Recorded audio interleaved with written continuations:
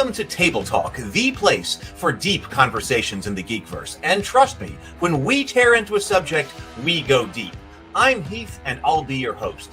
Each episode, I'll be talking with one or more creators, authors, illustrators, publishers, or other movers and shakers in games, TV, books, movies, or other areas of the Geekverse. Regular guests include Douglas A. Burton, the author of Faraway Bird, a multi-award-winning historical fiction novel of the Byzantine Empress Theodora. He's also the author of The Heroine's Labyrinth, an alternative story structure to the hero's journey that often occurs in stories with feminine heroes.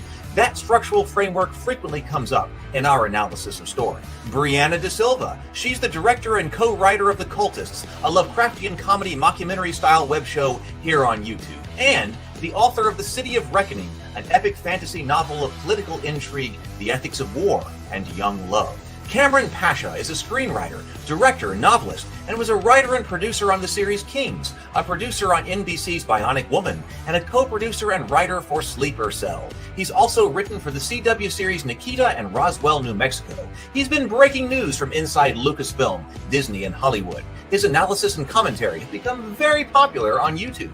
We regularly meet to discuss and analyze stories, and when we do, we dive into graduate-level seminars on story structure and writing. Come on in and let's go deep. And when I say we're going deep, I mean you'd better bring your hard suit. Other guests have included Lou Anders, the author of the Thrones and Bones fantasy novels Once Upon a Unicorn, the creator and publisher of the Norengard RPG, and the author of Star Wars: A Pirate's Price, the book that explains why the Millennium Falcon is on the planet Batu at Star Wars Galaxy's Edge.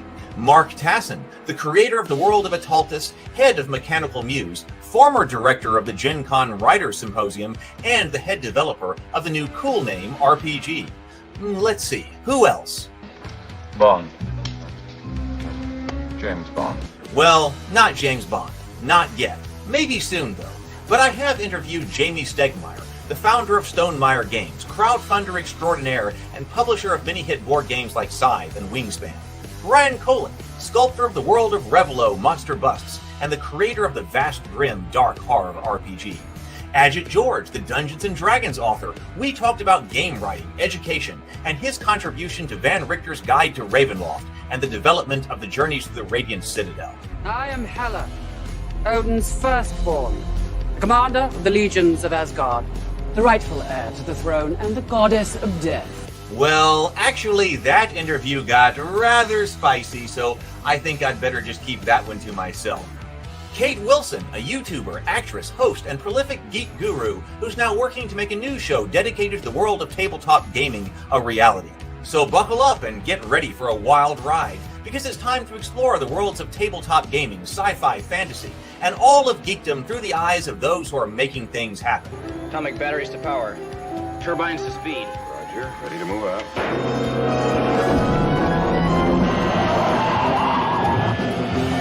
It's time for Table Talk.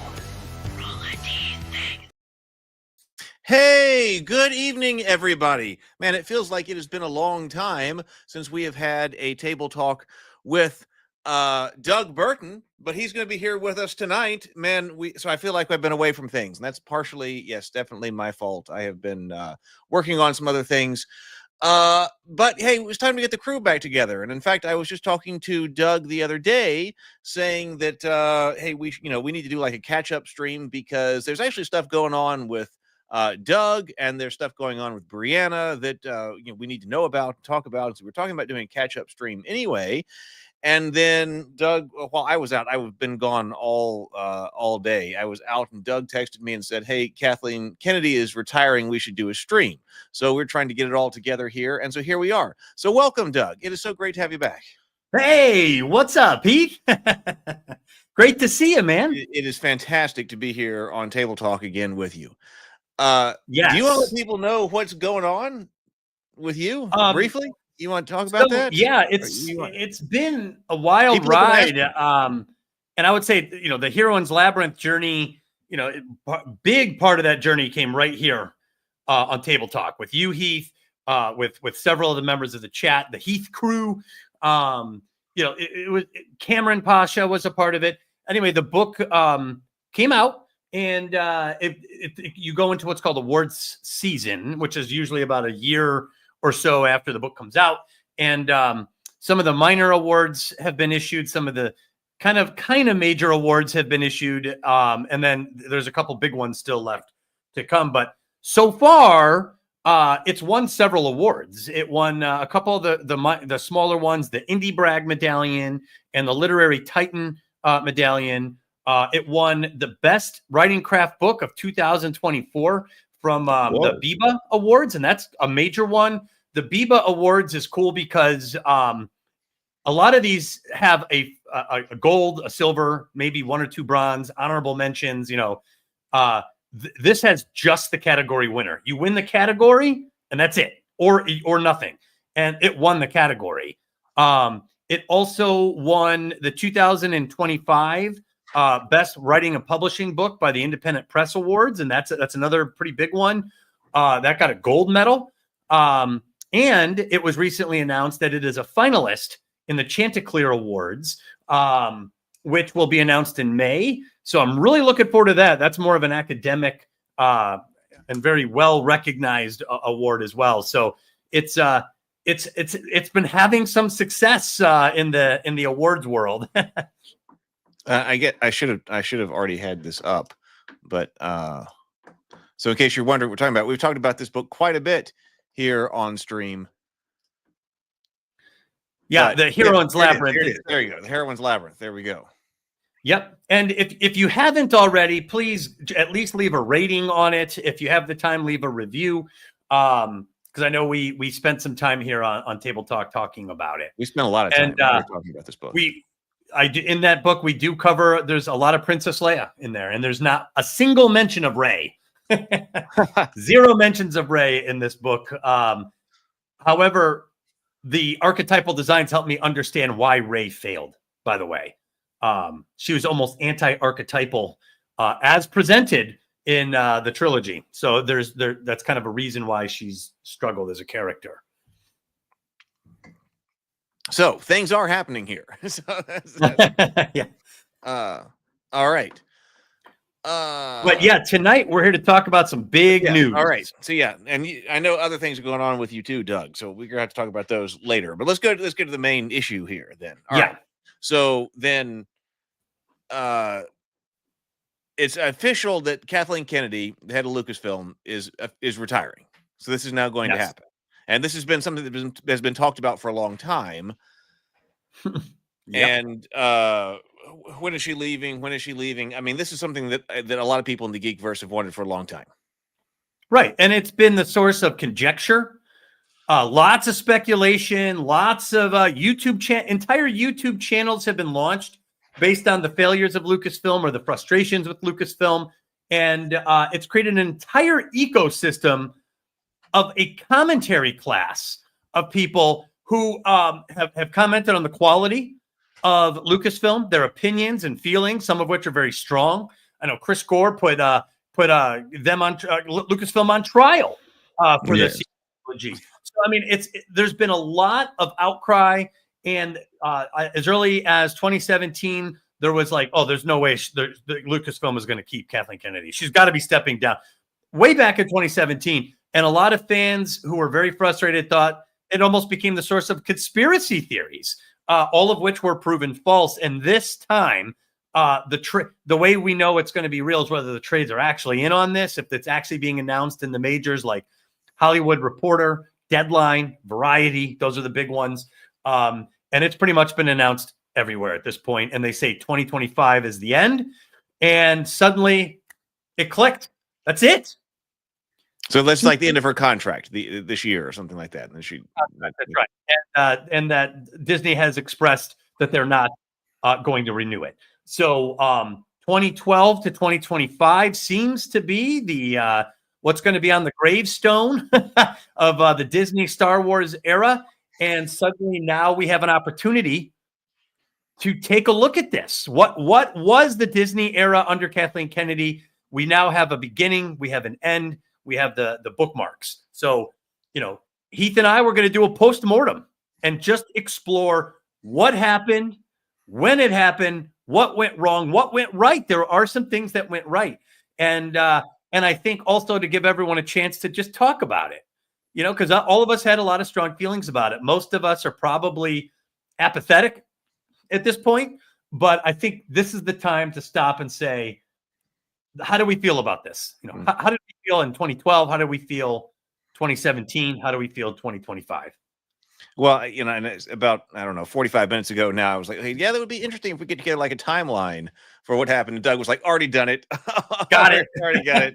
So Doug is going to be leading this because he's got all the material for all of this. So yeah, I put together. So what I did is I put together a timeline of the events from 2012 to now, and the movies, the shows, when they were released, and also some of the major controversial events, the big moments, other big openings or news in Star Wars. I put all that together in a little bit of a chronology so we can kind of go year by year and just take a brief look and comment on the major events going on at Lucasfilm. And in a way, take a walk down memory lane, man, the good and the bad, because this has been a wild ride. well, let's start actually with Better with Bacon for $10. Thank you very much, Bacon, for $10 says, one, the damage has already been done. And yeah, there certainly has been a lot of damage. And two, Yes. this feels a lot like when people hold their breath for a more liberal pope. He's still going to be the pope. This is still going to be a Hollywood liberal. Whoever replaces him. That very interesting, James. I do think there is still a spectrum of quality. For Jon Favreau, for instance, I think would be very preferable. You know, there are some good guys in Hollywood. There are some great creators and creative genius out there. You know, we are entering a new era in Hollywood. They've kind of backed off some of the more heavy-handed approaches or propagandistic attempts, and so that this is coming at a good time when the zeitgeist is shifting. And there seems to be an effort in the culture to focus on purpose. What is the purpose of this company? What is the purpose of storytelling? What is and restore the purpose as the number one guiding principle instead of number 2 or 3. And I think that's happening. And so Star Wars has a chance. Lucasfilm has a chance to take this opportunity and do something with it. I mean, what do you think, Heath? Do you think there's a chance? I mean, how do you feel about what Bacon said? Do you think that this is just the new boss, same as the old boss? Well, I don't know. I don't know. If I was just looking at what Cameron put out, because Cameron put out something on his Patreon today, actually twice. And I didn't want to share anything that he hasn't put out publicly. I don't want to put anything like that. Sure. But regarding successor, he had just written, that's what I was just looking at, that trades start talking about Kennedy's successor. And actually, so what he was referring to was the Hollywood Reporter, which is talking about Disney Star Wars succession problem, who will replace Kathleen Kennedy.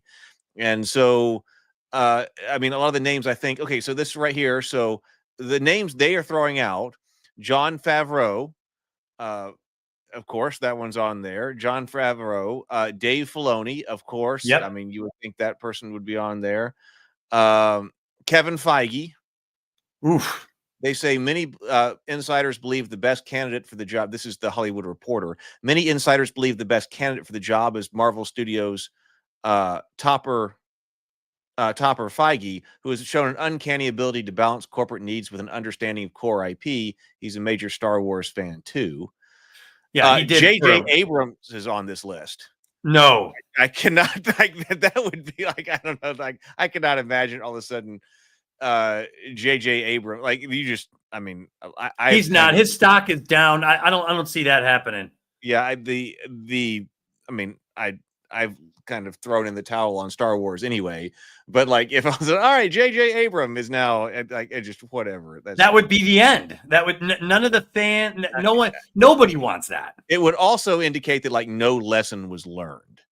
You know, if all of a sudden J.J. Abrams is running Lucasfilm. Emma Watts. Who? Emma Watts. Watts is a respected executive who was the longtime president of production company at 20th Century Fox, who, among other projects, who notched franchise experience steering the X-Men movies, including the launching of Deadpool. James Cameron's Avatar was also made under her tenure. Hannah Minghella, I don't know her. Minghella. Speaking of Bad Robot, Abrams' former employee Minghella is a name that has surfaced as a possible contender on Tuesday. The exec has formidable experience across the live-action spheres, as well as family fare. Interesting. Okay. I mean, Favreau or Filoni seem to be the ones who, like, if you're going to. Well, they would be the most obvious. In my opinion, Jon Favreau should take over at Lucasfilm. I think he's got the Hollywood chops. He has had the magic touch.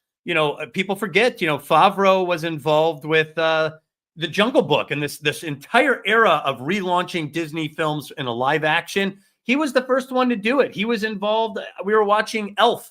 I was like, oh my God, this is a Jon Favreau film. He was the first director they talk about Kevin Feige's success with Marvel. Well, who started it? Jon Favreau with Iron Man in 2008. Mm-hmm. So Favreau has had the magic touch. He's been doing great work for a long time.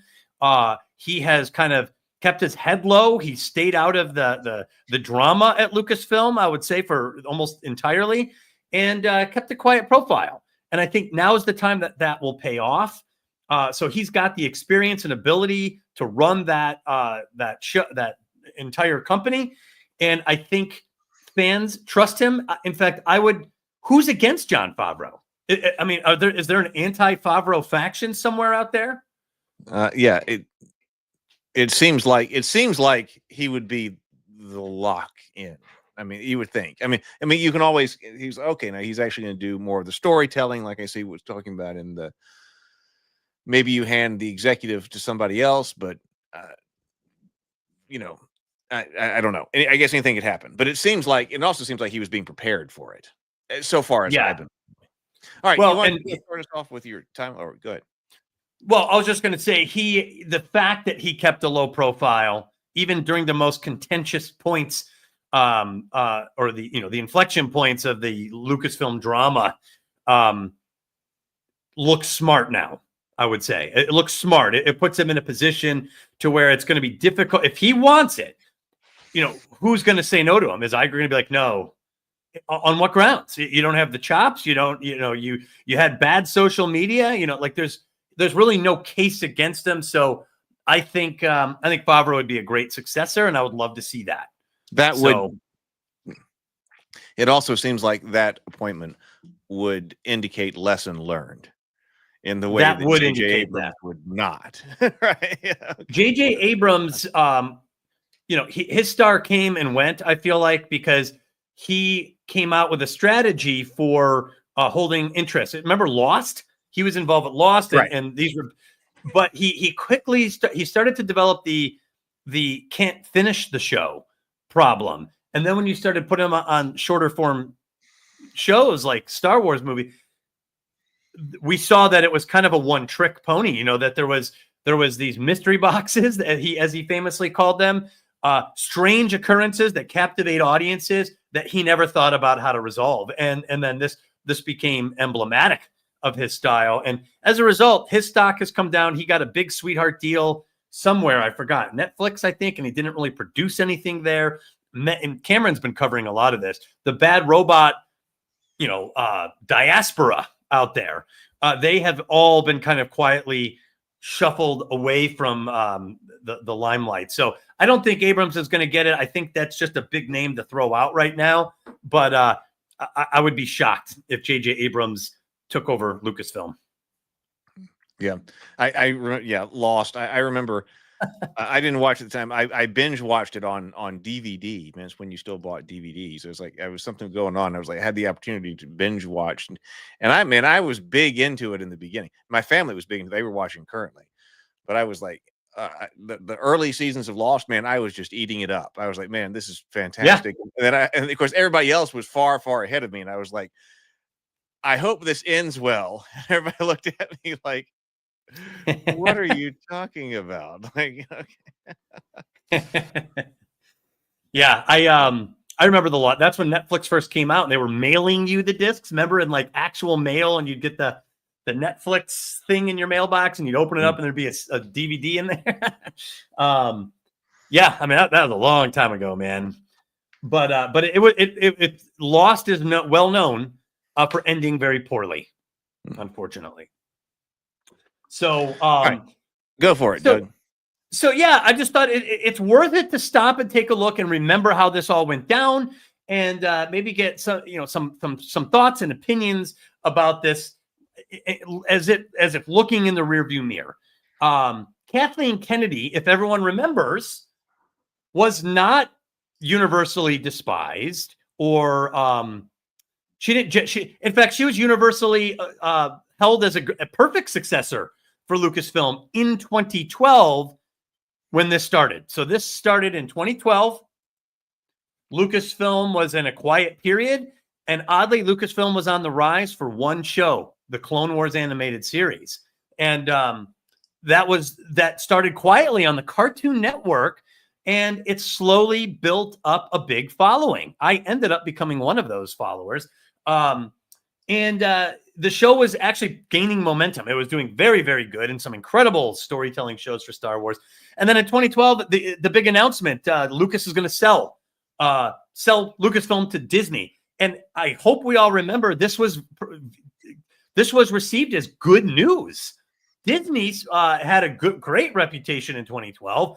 They had a close relationship with Lucasfilm. I still remember going to see Star Tours at Universal Studios or at Disney World in the 90s. No, was that at Universal? Star Tours? I can't remember, but I remember seeing it in the 90s and just loving it. So there was a relationship there between Disney and Lucasfilm, and I remember even in the movie Toy Story 2, they used a bunch of sound effects from Star Wars. I was like, oh, that's Vader's breath. Oh, that's the sound of the ATST. So, and Kennedy seemed to be. It was Disney. Star Tours and Titterpigs got it here too. Yes. And okay, thank you, Titterpig. I love Disney simulator ride. Yeah, at Disneyland Resort in California. Gotcha. And it was great. You were on a bus, a star bus, and you ended up in this intergalactic dogfight around the Death Star. It was great. I was never, but I've seen advertisements of it. I remember seeing advertisements as a kid going like, that looks cool. It was awesome. It blew me away. So in 2012, it felt good. It felt right that it was going to be Disney. Yes, it felt right because did I freeze or did Doug freeze? I'm not sure. Oh, there you go. Okay. So, but it also I never and still continue to not be fans of the prequels. So, I remember when we went through all of the excitement that, finally there are new Star Wars movies coming out. I never, there was the initial enthusiasm surrounding the Phantom Menace, but I didn't think that was all that great, but it was new Star Wars. Of course, to a lot of new generations, that is Star Wars, and so right. They came in with that. But I remember, I even remember after Revenge of the Sith. Yeah. That was the third 2005. Yeah. I mean, my family, we were not real huge fans. We were kind of making fun of it at the time. And I remember my uncle, we were out there having a conversation in his driveway, and he said regarding Revenge of the Sith, well, at least it's over. I mean, little did he know. Little did we all know at that time. Oh my God! That was our interpretation of that. Okay. Oh my God. And so when I heard that Disney was going to be making Star Wars, I thought, this is an opportunity to do some good Star Wars, because even to this day, I'm not really fans of the prequels. I did rewatch them a few years ago. Is this really as bad as I remember? And the answer was yes. I mean, I just was. A lot of people have said, a lot of in the Geekverse have said, well, we weren't fans then, but looking back, man, how amazing the prequel. And I'm still not one of those people. Well, I'll say this: the prequels had some things that did age well. It doesn't erase what you're talking about, which is the quality of some of the films, especially like dialogue. Some of the storytelling got a little muddied up. However, when you stop and take a look at cultural impact. If I say Darth Maul's face, Yeah. The battle droids, Qui-Gon Jinn, played by Leslie Nielsen. Why am I drawing who? a blank? Who plays Qui-Gon Jinn? Qui-Gon Jinn is Liam Neeson. Liam Neeson. I don't know why I completely blanched on that. Liam Neeson. Liam Neeson. Not Leslie Nielsen. I That's don't funny know. though. I don't know. I could tell there was something scrambled up there. But Liam Neeson, he's an iconic Jedi warrior. Ewan McGregor in that. Yeah. I would even argue Jake Lloyd as a young Anakin aged well. The pod races, the Naboo starfighter. These are all iconic images. And to be perfectly honest, one of the greatest things that the Phantom Menace left us with was renewed optimism in 1999. Because in the late 90s, the Star Wars special editions came out to mixed reviews. But I would argue whether you like the special editions or not, interest in Star Wars was completely revitalized and led to the announcement of the prequels. And there was a hysteria in 1999 over the Phantom Menace coming out. Yeah. Absolutely there was. Absolutely. So I think the millennials who are young, who are kids, they remember the hype. They remember the excitement and they remember being a part of it all. And I think that has aged well. And so when you see the images of Darth Maul and the double lightsaber, and I still see memes of the Joe Rogan coverage where they show Darth Maul and they're like this, and then the one blade comes out and they're like this, and then the second blade comes out and they're like, ah! Just like geeking out over it. Because people remember that moment in the trailer when we first saw the double lightsaber. So, there was certainly a cultural impact there. And I think once we've seen what others have done with Star Wars, the prequels suddenly don't quite look as bad. Does that absolve them completely? No. I don't think so. There are definitely some very cringeworthy moments watching them. I cannot stand the dialogue and some of the acting is wooden. But there are there is a lot to like in the prequels as well. It's a mixed bag at best.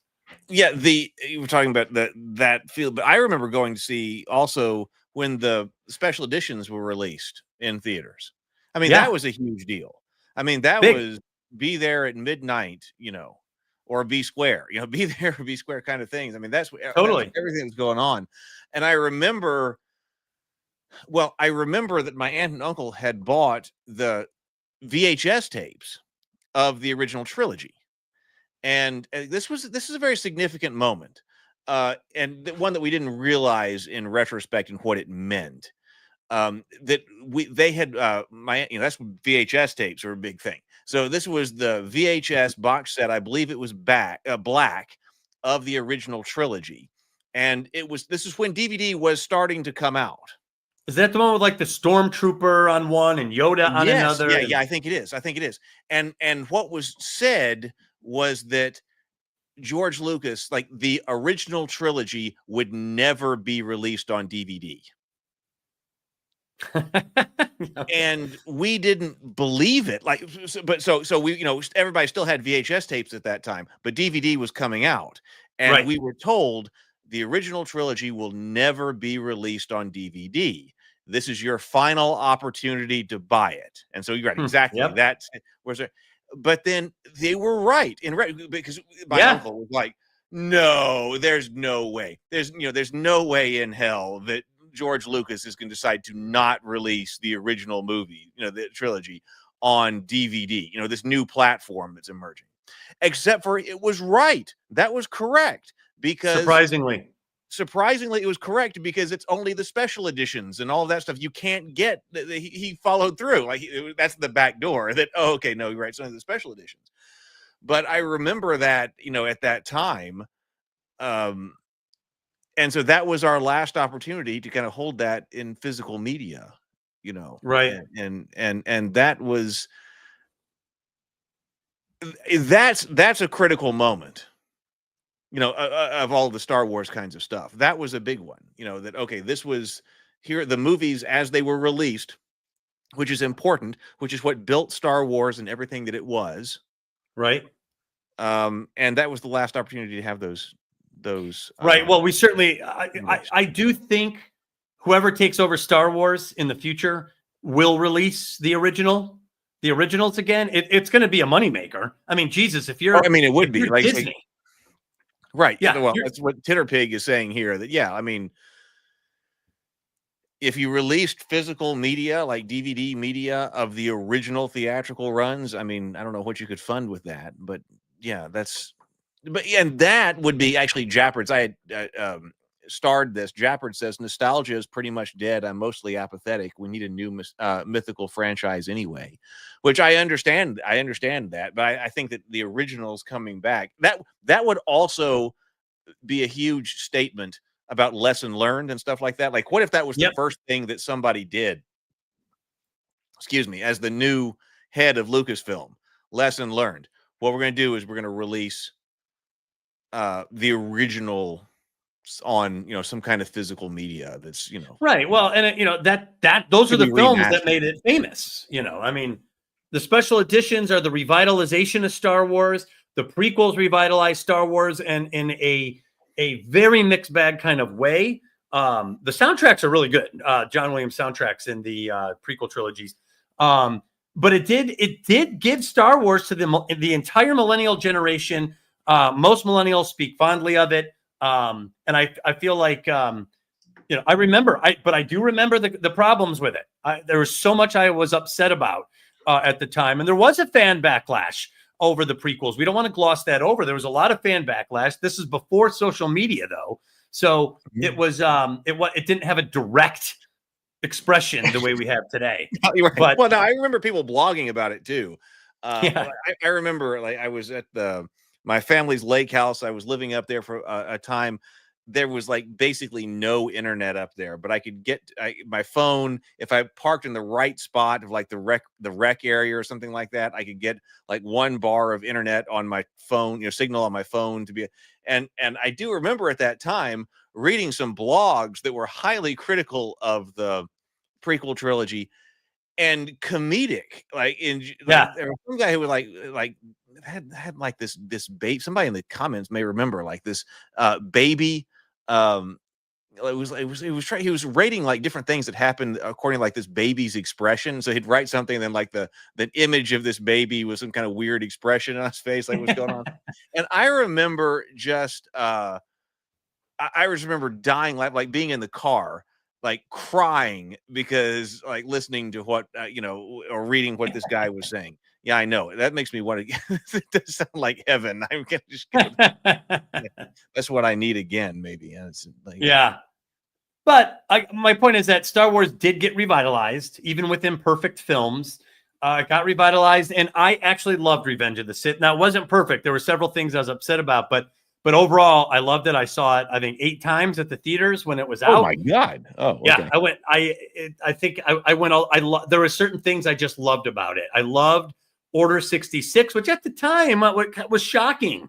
It was shocking watching the Galactic Republic turn into the Empire, which the Clone Wars animated series really hammered home in ways that kind of left me awestruck.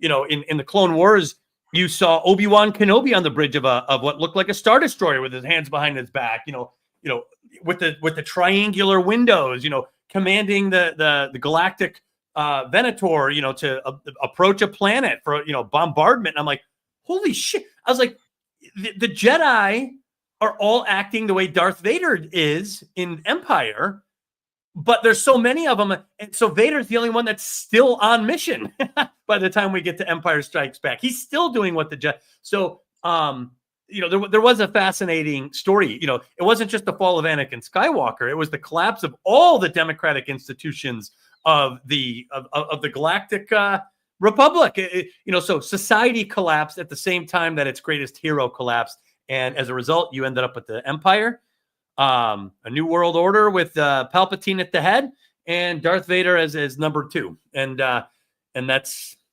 the original trilogy there. So anyway, by the time we get into the late 2000s, it was quiet, except for the Star Wars animated series, which was gaining momentum. That's where Dave Filoni comes into the picture, by the way. He was an unknown until the Star Wars Clone Wars animated series. That's where Dave Filoni entered this, and he worked directly with George Lucas. Worked directly with him. Lucas was involved in the Clone Wars, and they worked together very well. But again, now that we're in 2012, you got Kathleen Kennedy, and there's that picture if you want. But Kathleen Kennedy has been around forever, and I won't spend too much time on this, but we have to remember, that's a picture in 1979 while they're filming Raiders of the Lost Ark, which came out in 1980, but the filming was 79. So, and I think that's Frank Marshall over there and George Lucas in the middle. She's been around forever. Just a quick recap of just a few of the movies she's been involved in.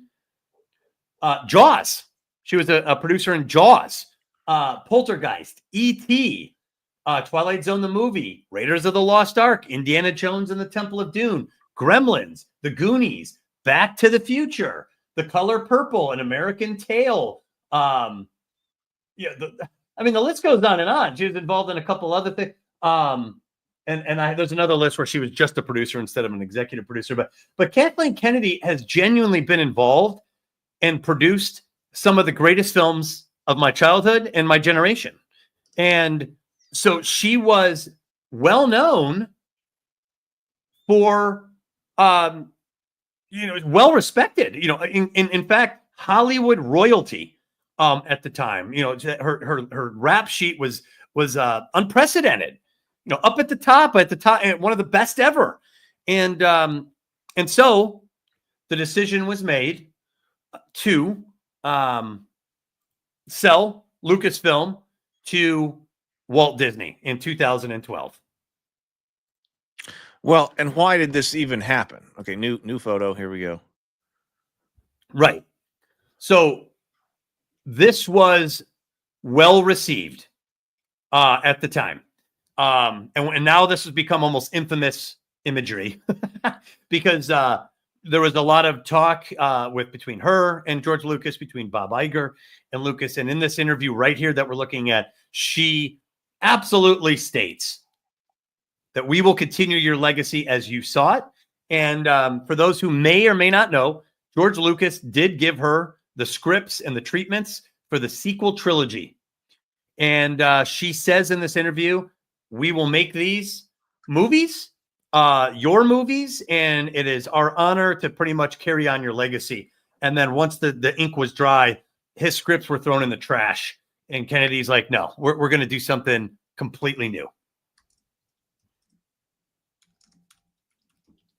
So, and obviously, so she didn't honor that agreement. So that's going to be in place for all time. Unmistakable, at best, change of mind toward the creator of Star Wars and her decision to kind of go with her own vision on this, which actually started okay. It started okay. Do you remember this? This was viewed as positively in 2012. Yeah, well, it was positive, and like I say, it had to do also, I think, part of the backlash from the prequels. I mean, that was there too. Right. People were very critical of them and what Lucas had done with them, and I think that was part of it, at least as I remember. That okay, which Cameron's talked about. Well, look, the fandom ran George Lucas away from Star Wars. At least in some way. Now I was looking like over here. Why did George Lucas sell Star Wars? And there's a lot of things that are listed over here about. I just wanted to retire. Fan backlash was one of the kind of. But yeah, but I think there was that but there was something about if this wasn't received all that well, then let somebody else have it. And like I said, that we did think that way. That okay, well now Disney is going to make some really high quality Star Wars. Little did we know. Right. Well, it seemed to be in the right hands, and it actually seemed like the right time for George Lucas maybe to step away. He was getting up there in age. His prequel trilogy was mixed in terms of how it was received, if not even somewhat rejected by the fan base. There was a lot of criticism for it, and a lot of it was valid criticism. So I think there was, it seemed like the right time. And it seemed like, and Disney seemed like the right successor. And Kathleen seemed like the right next head of the studio. Like everything seemed right about that in 2012. Our culture was about to change right around this time. And so Disney, it's being handed off at right at the forefront of what would be a major cultural shift too, in Hollywood, and in popular culture and the zeitgeist. That was 2015. I was just looking that up. So, The Force Awakens, is that basically where you are? The Force Awakens. Well, hold on. I was gonna add something here. Yeah. So later that year, she sold it to Disney, and then later that year, they announced they're going to do a new trilogy. And this was very exciting news. This was the famous photo that was circulating. J.J. Abrams, whose stock was high in 2012. He was the guy that was he rebooted Star Trek. Now, some people loved it, some people hated it, some people thought it aged well, some people thought I'm on the hate it side. Yeah, I don't like it. I will admit it's a little bit of a guilty pleasure movie, and I can't even explain it. I'm embarrassed to even admit it, but there's certain things about it that I found that I like. But he was considered. He made it very profitable, which was a bottom line issue. He rebooted Star Trek. He was involved in Cloverfield. I don't know if you guys remember that. I love Cloverfield. Love that movie. He was still hot off his success from Lost around this time. So his star was rising. He seemed like a big shot, the next big thing in Hollywood. So not only did Star Wars go to Disney, not only did Kathleen Kennedy get the head, they're taking the biggest new director in Hollywood, J.J. Abrams. He's going to lead this. And back then, I don't remember there being a lot of backlash toward J.J. Abrams. I remember him being mostly celebrated by the public. And keep in mind, these are the early days, semi-early days of social media. Okay. So Star Trek Into Darkness was 2009. So that had been a while. Like, so I remember I did not like Into Darkness at all. That was the first one, right? Yeah. First Star Trek movie was Star Trek Into Darkness. And I do remember thinking, but at the time, there's like, okay, J.J. Abrams, okay. There are only a few people on the planet who get almost no one who get the extreme honor of doing something in Star Wars and Star Trek. Star Trek and Star Wars. Like this is the dream. And so just a quick correction. Star Trek, the reboot, came out in 2009. Star Trek Into Darkness wasn't until 2013. Oh. Okay, you're right. I had the picture of Into Darkness. I was like, that wasn't the name of the original. Right. The picture was sitting right by that. So you're right. So Star Trek 2009. Right. So he was doing other Star Trek J.J. Abrams films. Yeah. So he did Star Trek 2009 Into Darkness. He also produced Star Trek Beyond 2016. But Star Trek and then Star Trek Into Darkness was 2013. But still, that he got to do that.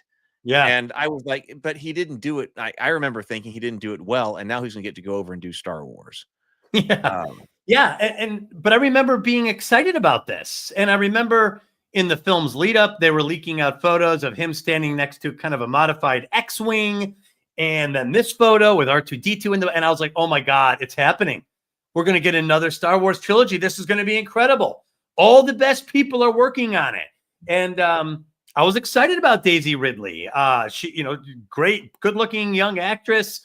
You had Adam Driver in there, John Boyega, like Oscar Isaac. His star was on the rise. Yeah, absolutely. Yes. So, and I would say his star has continued to rise for the most part through the Dune series and everything. So, there was just a lot. Oh, Carrie Fisher's coming back. Mark Hamill's coming back. Harrison Ford is coming back. Anthony Daniels is coming back. Like the whole crew. So the buzz was palpable in 2012 when they made this announcement and they started showing these pictures. And then Heath, do you remember what it was like when they released the first trailer for Force Awakens? I don't remember all the buzz. I think I remember being positive about it. When they released the first trailer, because like one of the things that stands out to me was the X-Wings coming down through the atmosphere, flying over the lake with the water like in their jet wash, I guess, or whatever behind them or something like that. Yep. And I remember that being really cool. And so I think from a personal perspective, I still remember that today. Like that's a really cool shot. That was in the teaser or the trailer or whatever that was released. And I was like, all right, we're all going to go see this. Right. Yeah. For me, I was jacked over the trailer. I remember they were announcing like the trailer's going to be released. The trailer's going to be released. And so I was like doing my work and kept checking to see if it was, and I was driving when I finally found the trailer as available, and I pulled over on the side of the road so I could watch this trailer. And remember, it had this great shot of the Millennium Falcon kind of coming up and swooping down and sidewinding around and, skimming the surface of a desert. And there was John Boyega as a stormtrooper in the desert somewhere. And like you said, the X-Wings come down and skim the lake. So there was some real good Star Wars imagery. And the trailer ends, if I recall, with Han and Chewie popping in from the hallway of the Millennium Falcon, and Han saying, "Chewie, we're home." And it was like, this is it. Like the Star Wars is coming back, and it was so exciting. I don't want to take away. I remember that this was positive, very, very positive, and I remember sharing it with my friends and calling them up. Did you see the trailer? And we were talking about it, and I watched it over and over again. And then you try to figure out, what's the story here? What's going on? Yes. Yeah. So, okay. So that's kind of my recollection. I remember those X-Wings.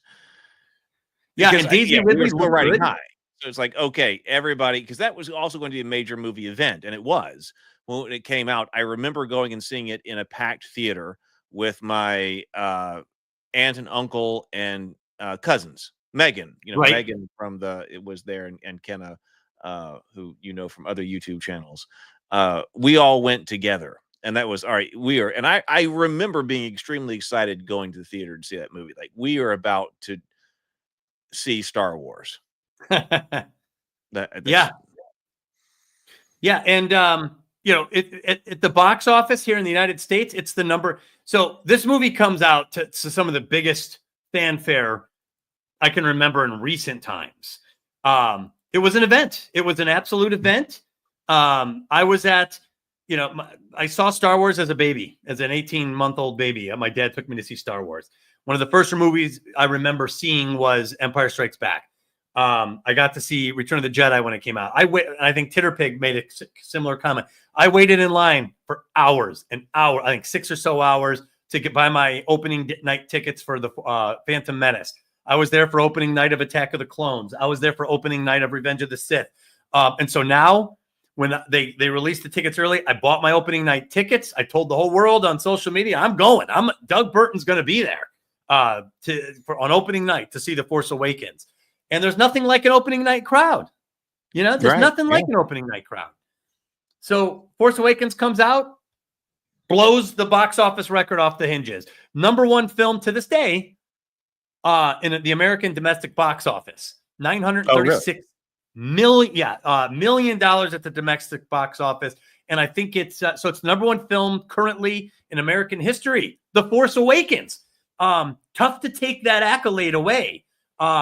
It's also, I think, the second highest grossing film worldwide. I think only The Avengers Endgame beat it. Let me double check. Worldwide box office. That was all the anticipation. Yeah, all that pent up anticipation. You said it, man. It was pent up. And so we're globally, Force Awakens looks like worldwide box office number 5. Titanic, Avatar, Way of Water. I don't know how that one. And then the Avatar is so weird. It is. And honestly, The Way of Water wasn't even that good, and it blew off. Anyway, my point is, this movie was a juggernaut, and it blew off the hinges to the doors, and it became a cultural phenomenon. Star Wars was back, and it looked like Kathleen Kennedy had done the job. So, and I mean, she was big.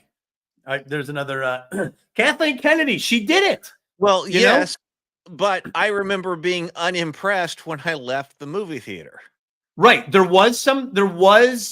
wasn't universally accepted as perfect storytelling. In fact, there was a lot of discontent despite the success of the film. It was definitely a successful film. Right. It was definitely, I mean, everybody had to be there. Everybody had to be there to see this. Like, with such an amazing trailer and all this that we wanted to see, Luke and Leia, and Han, and the what happens after this, and we had to go through the prequels, and now we're getting to this new thing. So I mean, everybody had to be there. But I remember, like, after I left, and yes, like, I know I can be a harsh critic. When I left, I was like, oh, so we reran Star Wars. We took a very safe route. The original Star Wars film. We reran that film. We took a very safe route, and I remember leaving unsatisfied. Right. Which was similar in some ways. That was similar to the feeling of the Phantom Menace. I mean, we're very jacked about going to see the Phantom Menace. Back in but I would say it was more positive than the Phantom Menace. The fan opinions, because in many ways, this film, The Force Awakens, was anti-prequels, right? A lot more minimal CGI, much more proficient use of CGI, much more practical effects. You had some of the cutesy things like the alien popping up and looking around, and some Star Wars things there. So I think it was better received than Phantom Menace by the fans. It was rewatchable. I was talking about my personal feeling.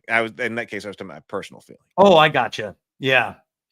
Well, let's talk about the criticism, because I remember feeling mixed about it. There was definitely things I loved. I did like the dogfighting with Poe Dameron over the lake. I liked some of the Millennium Falcon. I mean, it's instant pleasure to see the Millennium Falcon moving and winding around on screen. It's instant pleasure. But I remember being frustrated that Rey defeated Kylo Ren. I was like, what? I was like, she beat him already? And I was actually going to condemn the movie for this, but my dad pointed something out. And me and my dad went and rewatched the movie, and he goes, listen to the music that plays when Rey's fighting Kylo at the end. And there's the scene where they're fighting, and she's locked, lightsaber to lightsaber, face to face. It's Luke Skywalker's theme. And he goes, Doug, she's remembering her training. Somehow she forgot, and it's coming back to her. So the only way she was able to defeat Kylo is she remembered Luke's training. And I was like, oh, you're right. That's Luke's theme. There's no way. That's absolutely what had to have happened. There's no way a storyteller would have her defeat Kylo in the first film. So that advice and thought and perspective from my dad completely reshaped me into being favorable to The Force Awakens. Despite all the criticism, I was like, I accept it. I accept this film. I liked BB-8. I thought Rey Skywalker actually looked pretty iconic. Daisy Ridley, she looked pretty iconic in the scavenger robes. BB-8 was a good touch. I remember buying the little remote control BB-8 roller that Christmas. There was still some real serious stuff going on in the aftermath of Force Awakens. Yes. There were a lot of people. That movie generated a whole lot of fan theories. So you're talking about poor, or you're talking about the entire, like, yes, all this spawned the complete YouTube commentator class, right? Yeah, about criticism of this. But on the other hand, at the time, officially, at the time, there was a lot of commentary on the theories about what all of this meant. And so you got it here. I'll bring up. You got something else. Oh, there you go. There we go. So that's now. That's current. That's what it was. But those are good marks. I mean, if you release a big blockbuster movie with that kind of but that's what you want. You want it to be high on Rotten Tomatoes. Yeah, but where I was going with there were so many theories about whose child is Rey, and all of these different things that seem to be set up, which in retrospect is completely characteristic of J.J. Abrams. Totally. But the fundamental flaw, I don't remember exactly when we found this out. It was much later, but which rests with somebody like Kathleen Kennedy. The idea that you say, all right, we have Star Wars. We're about to produce the sequel trilogy. What is its arc? What's its story? And they fail. In retrospect, they failed from the very beginning to actually set up something coherent. Totally. And I don't even know how you flubbed that, but they did. Yeah, you even said the mystery box problem of J.J. Abrams.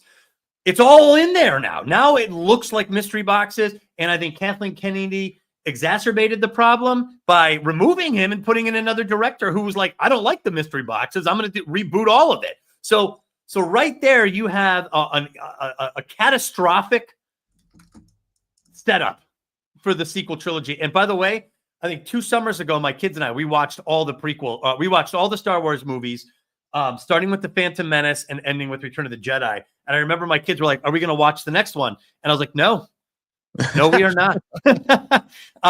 There's no story there. Nothing happens. The story ended with Return of the Jedi, and it's objectively over. Objectively, it's over. To try to say that there's more Star Wars is like objectively misleading because there's no real story told in the sequel trilogy. It's actually unwatchable. And even so, I think about 5 years ago, I tried to rewatch Force Awakens. I forgot what compelled me, but I was like, I'm going to rewatch it. And it was unwatchable. Unwatchable. Because I was like, oh, Snoke, who cares about this guy? He's nothing. Snoke, there are people, all kinds of theories about Snoke. Right. Yeah, I was like, none of this. Her ending with handing Luke Luke Skywalker the lightsaber. It's like, who cares about that? Nothing matters in the Force Awakens. Nothing matters. So it's when we found out we're talking about, there's actually nothing here to be told. When Mark Hamill was talking about, he was billed, but he's only in like the last 30 seconds of that movie. Anyway. But I mean, then all of a sudden he's only in the last 30 seconds. And then he was talking someplace about saying, what's my reaction to this saber? What am I supposed to be doing, here? Like when they show me this, and no one could give him any direction. And in retrospect, it's like, that should, if you have a sequel trilogy and you have a story that's being planned, what Luke's reaction is to this saber should definitely be known. Like, I mean, this is something that you should be able to direct the actor with, but I don't know, because there was no idea about what comes after that. Right. So but Ryan Johnson was brought in. I was looking for that for the last. So we'll get to that. Yeah, I know, but I was like, what's the name? Yes, there we go. There was still at least anticipation that Luke Skywalker, he was kind of minimal. This was Han Solo's movie, and a lot of Princess Leia. She's now General Leia Organa, and Han Solo. And I was upset with Han Solo being kind of a deadbeat dad, and that was terrible. That was done very badly, very badly. Right. But Harrison Ford was likable in the role, and they kind of got away with it just enough to carry on. Well, it's the problem of resetting everything. I mean, I think this is an extremely important storytelling issue. That it is. There is an inclination to want to go back to something that worked, but if your story actually matters and has significance, then the things that happen in your story are going to change your characters, and you need to resist the desire to push reset on your characters to get them back to something familiar that people know. You need to advance your character's storyline. You have to do the work as a writer. What is the next? Where is this going with this character? And Abrams is like, he divorces Leia, abandons his son, and goes back to smuggling. I'm like, exactly what you saw him in Star Wars, the original Star Wars. He goes right back. Which erases the arc. Because remember, Han's arc was a maturity arc. When we see him in Star Wars, he's a cowboy. He's slinging he's shooting from the hip. He's running blockades. He's I only care about one person, me. And your friend is quite a mercenary, and he's like, I know what I'm doing. I'm not in this for your cause, princess. He was selfish. And then he comes back to save Luke in the nick of time. And by Empire Strikes Back, he's still kind of a guy on the run, but he's fighting for the good guys. He's making, he took his beating in Empire. And then by the end of Return of the Jedi, he says the most mature thing possible. When Luke comes back, I won't get in the way. That's a very mature man thing to say. And Leia's like, you're off the hook. He's my brother. And Han's like, oh, this is great. That's where we ended. So that's a maturity arc. To erase all that was a huge mistake from a writing standpoint. And go ahead. Look what just happened. Cameron just came in. Now he's on the road, I believe. So he may be audio only, but Cameron just popped in. So let's bring in Cameron and see what he has to say. Hey, Cameron. Hey, can you hear me? I Yes, can sir. hear you. Yes. Ladies and gentlemen, Cameron Pasha. I am on the road. Let me actually figure out how to get this because I can't hear you properly in my car. So let me figure out what's going on here. Hold on a second, okay? Okay. All right. So Yeah, The Force Awakens. Do this safely and not crash my. Yeah, please don't crash your please car. be safe. So all I'm saying is That's there weird. were Why flaws is to The it not Force fixing? Awakens. Yeah. There were flaws. There was criticism. There was some pushback on some things. There was some dissatisfaction. But overall, the net result was Force Awakens box office blowout success. Force Awakens revitalized Star Wars. Remember the Happy Meals and the gas station advertising. I mean, it was everywhere. The new look of the stormtroopers. I mean, all of that was. Yeah, the new TIE fighters, the Lego sets, the BB-8 merchandise, the collectibles all started coming out again. Like it was moving merchandise. It was selling tickets. It was doing what a Star Wars event film does. And so net positive in the wake of Force Awakens. All right, gentlemen, I'm going to have to do my best. Can you hear me? Yes. Yeah. All right, so for whatever reason, I can't get it on my car's audio, so it'll be a little more, you'll have to talk a little bit louder for me, but I can hear you, so I'm sorry to come in so late into this thing. I'm on my way. I am taking photography classes right now to become a better filmmaker, and so it's a long drive to the LA Center of Photography, which has been relocated to near Chinatown, which is the opposite end of LA from where I live. Okay. Well, that's a great endeavor, man. It is, and Cameron, I love do you photography. Yeah. Do you feel justified about your reporting about Star Wars, and how do you feel about all that? Well, I feel vindicated after years of abuse and nonsense from a lot of people in this world. But yeah, I mean, this is, the report is out now. It has, I mean, look, the fact that 3 different trades are saying that Kathleen Kennedy is gone, and then how the Hollywood Reporter has come out with a lengthy article about who might replace her, and I think that's been updated to suggest that they're putting their bets on Filoni, right? So I mean, the trades are a spokes vehicle for the studios. You don't do stuff like that, in the trade, especially multiple trades, unless you've been authorized to do that by Disney. Otherwise, they would be cut off access, and so the fact that multiple trades are reporting this isn't rumor that we've all endured for many years and talk. Totally. And name, these are, the person who initially broke the story was Matthew Belloni last night around midnight from Puck. And Belloni is one of the most important investigative reporters in the entertainment industry. He used to be the editor-in-chief of the Hollywood Reporter, right? And so he's very, very, very well connected. He's been very critical of Kathleen Kennedy, and I believe he's known a lot of information that he's just not been able to release. Because again, you can't release stuff that the studios don't want you to release if you want to have access, right, to the level of access he has. And so, but the fact that it went out last night, and literally within minutes, the Hollywood Reporter, his rival trade that he left in somewhat of a unhappy situation. He resigned from there. His rival trade then goes with his reporting. You wouldn't do that unless you had your own backing, and then Variety comes out this morning to back him.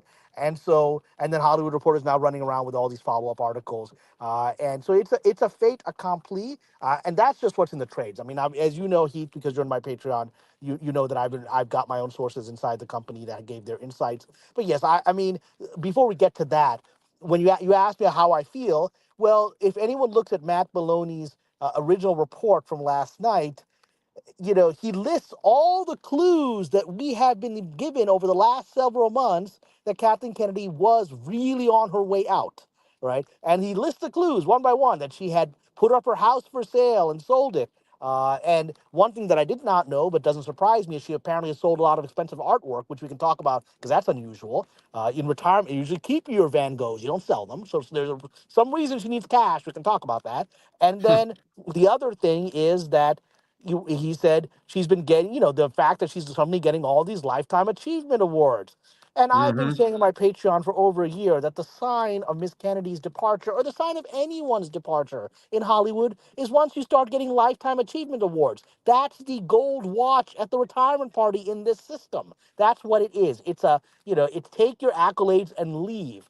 And those started accelerating to the point that they even reached like ridiculous kinds of awards. Like she was the silliest one was and I may have forgot for saying silly. It's a real award, but the fact that she got it, I think, is silly. But it's the Oscar Wilde Award for being an artist or of Irish descent, right? I'm like, literally, that's the last award she got before, and I poured it on my picture. I was like, that's it. That's the end of the burning pyre of the funeral when you're getting the Oscar Wilde Lifetime Achievement Award for being an artist of Irish ancestry. They're out. They've run out of ammunition. Now they want you to get out of here. Yeah, that's a pretty low-hanging fruit, you would think, for someone with this kind of an illustrious career. Yeah, and so that's literally like, okay, we've given you everything plus the kitchen sink. You got the Oscar Wilde thing. Just go now. And so this is the fact that Matt Maloney listed the clues, and that I've been saying these things, most of those things, on my Patreon for over a year. Is very vindicating for me, because you sound like a crazy person telling people what's happening is, that Lifetime Achievement Awards are the sign someone is leaving. That sounds insane for someone not in the industry, because you think that's just an award. But I've been in this industry 24 years, and I know how it works. Well, and I'll get into it here eventually, but the big shift for me where I had to make a decision on who I was going to listen to going forward was in the Star Wars Celebration 2023. There was multiple things being said, and they could not both be true. And so I was like, okay, either I can't listen to both. I was saying one thing and everybody else was saying something else. Correct. Yeah, that's exactly correct. And you were one of the only people saying what you were saying, and everybody else was saying this other thing. And I thought that had proven you wrong, to be honest. I thought you were proven wrong at this point. And when you told me what your angle was on how you were viewing it, like how you were interpreting the events. This is before I got the confirmation of my interpretation, I'm assuming. Totally. This was back in 2023. Right. A light bulb hit, and I suddenly saw, I guess you could say, the architecture of what you've been explaining, and it connected to your previous stuff all the way up to the. And I was like, well, then we'll have evidence of this going forward. I decided Cameron was right because of a couple things. The big thing at the time was that Bob Iger, who had just had a quarterly call, said nothing about this new movie. So I was like, let's clarify for viewers what I was right about, that I was the only person. Right. So the big point of contention was a few days before Star Wars Celebration, WDW Pro and a couple guys got on, and they were talking about this leak they heard about, that there's going to be a new Rey movie, and that Bob Iger was involved, and he wanted Rey to be there, and he wanted Grogu to be involved, and there's this big discussion, and I was like, oh, that's interesting. That's and then at the same time, Cameron was saying Star Wars Celebration is going to be a Viking funeral for Kathleen Kennedy. They're going to announce her. They're going to announce some awards for her, and maybe announce that she's going to be leaving soon, and it's going to be the end. The end. That's what his sources were telling him. And so I was like, that is odd, because those seem like. And then of course Star Wars Celebration came out. There's Daisy Ridley on screen. There's the announcement. I was like, WDW Pro and them were right. Cameron was wrong. I was like, oh, Cameron was the one that was wrong.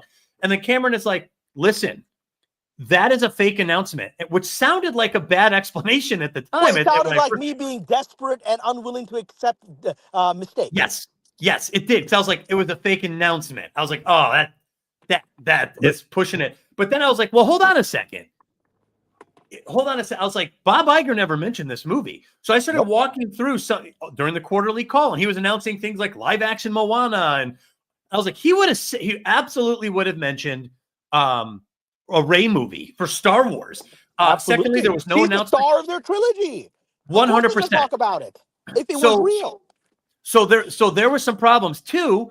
There was no script, and I thought that was unusual. Usually the script came out a few days later. That came out a few days later when people started saying, who is so what's going on with the script? Because she had announced not just Daisy Ridley, who looked like a deer in the headlights when she was pulled on the stage. We would later find out why she looked like that. And then she announced that this screenwriter was coming in there and that the script was ready to go. And being a screenwriter, I know 2 weeks before they'd announced that Damon Lindelof had been fired from the project. And now 2 weeks later they got this new guy and they have a script in 2 weeks.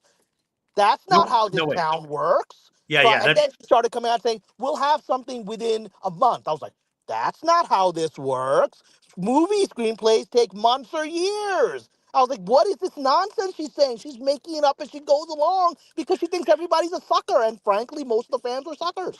Well, and Cameron started pointing out what I knew but never connected exactly, which was how the Hollywood PR machine works. Make the announcements, get your name out there, get your hashtag, get your thing trending on Twitter or X, and get all this hype. And then maybe, and at the time, I don't know if you remember this, there was still a lot of talk about Star Trek 4. And I was like, and then there was all these other announcements Kennedy had made that had gone to the wayside. So I was like, so you can drive the narrative by making an announcement only, and maybe you can leverage that into an actual produced film or an actual thing. So Cameron, she was supposed to have gone at that time. That was you had the lineup. So this is what my source said. Yes, Keith, this is what my source inside Lucasfilm, because they had told me up till they even told me that various press materials had been created, to facilitate journalists asking her about her legacy and blah, blah, blah, so they could start giving her accolades and her what is called the Viking funeral. And none of that stuff ended up being used because she hijacked it. So I asked my source, I was like, did you lie to me? I mean, are you even a real source? Have you been jerking me around? This was the infamous Sparrow source who I had been talking to for about a couple of months up to that point. And I had some, I didn't have any reason to doubt them, but now I had some reason to doubt them. So I thought, are you lying to me? Are you jerking me around? And they said, no, we don't know. They said, we don't know. And they're in the office of Lucasfilm. We don't know what's happening. Nobody inside of the office has ever heard of this Rey movie, right? And so this is interesting because you mentioned various YouTubers whose names I will not mention, but you've mentioned various YouTubers who went with this as an exclusive scoop. So let's get here for a second because about 6-7 months later, Daisy Ridley admitted in an interview that no one knew. It's what my source said. No one inside the company was aware of it. She was essentially told that morning by Kathleen Kennedy directly, we have a surprise for you. We would like you to get on stage here. I'm sure she was there anyway because, she's a Star Wars star and whatever. I'm sure they had some events planned around her. Come. She said in the interview she had breakfast with Kathleen Kennedy that morning, and Kathleen Kennedy said, "Surprise! We have a Rey movie we're writing for you." She's like, "What?" And she's like, "Get up on stage." That's why she looked like a deer in the headlights. And she said, and Daisy Ridley said, nobody except the inner circle of Kathleen Kennedy knew about this, which confirms what my source said, and also which makes you go, well, how did various YouTubers get this scoop? It would mean they're talking to Kathleen Kennedy's people, not to people that are opposed to Kennedy inside the company. They're talking to her stooges. So that was my set off alarm bells. That was my conclusion too, because I was like, if Cameron's right, and this was kind of a surprise announcement by Kennedy, then whoever leaked it would have to be in Kennedy's camp and like close to Kennedy, because you can't mess that up. Like, you have to be careful with that. Because nobody in Lucasfilm knew about it. It had to be her immediate 2 or 3 immediate circles. She didn't trust anybody with this. So that was my thing, is that obvious. So then I kept paying attention just in case. And I was like, there's still no script. There's still no this. There's the direct. And I was like, Cameron's right. This was a fake announcement because none of the other things that have to line up for the announcement to be true were ever lining up. And now And then you started to see the trade start to say and then it got bumped. It wasn't on the schedule anymore. The release schedule kept getting delayed. Charmin Obey-Chinoy, the fake director, that was part of it. She kept adding fake elements to it because Right. Charmin Obey-Chinoy has no feature film career. She's not a feature film director. She is an Oscar-winning documentarian, and she's done a couple of episodes of television that were heavily reshot. Right? PR. That's not It's all PR. jump to a $300 million feature film.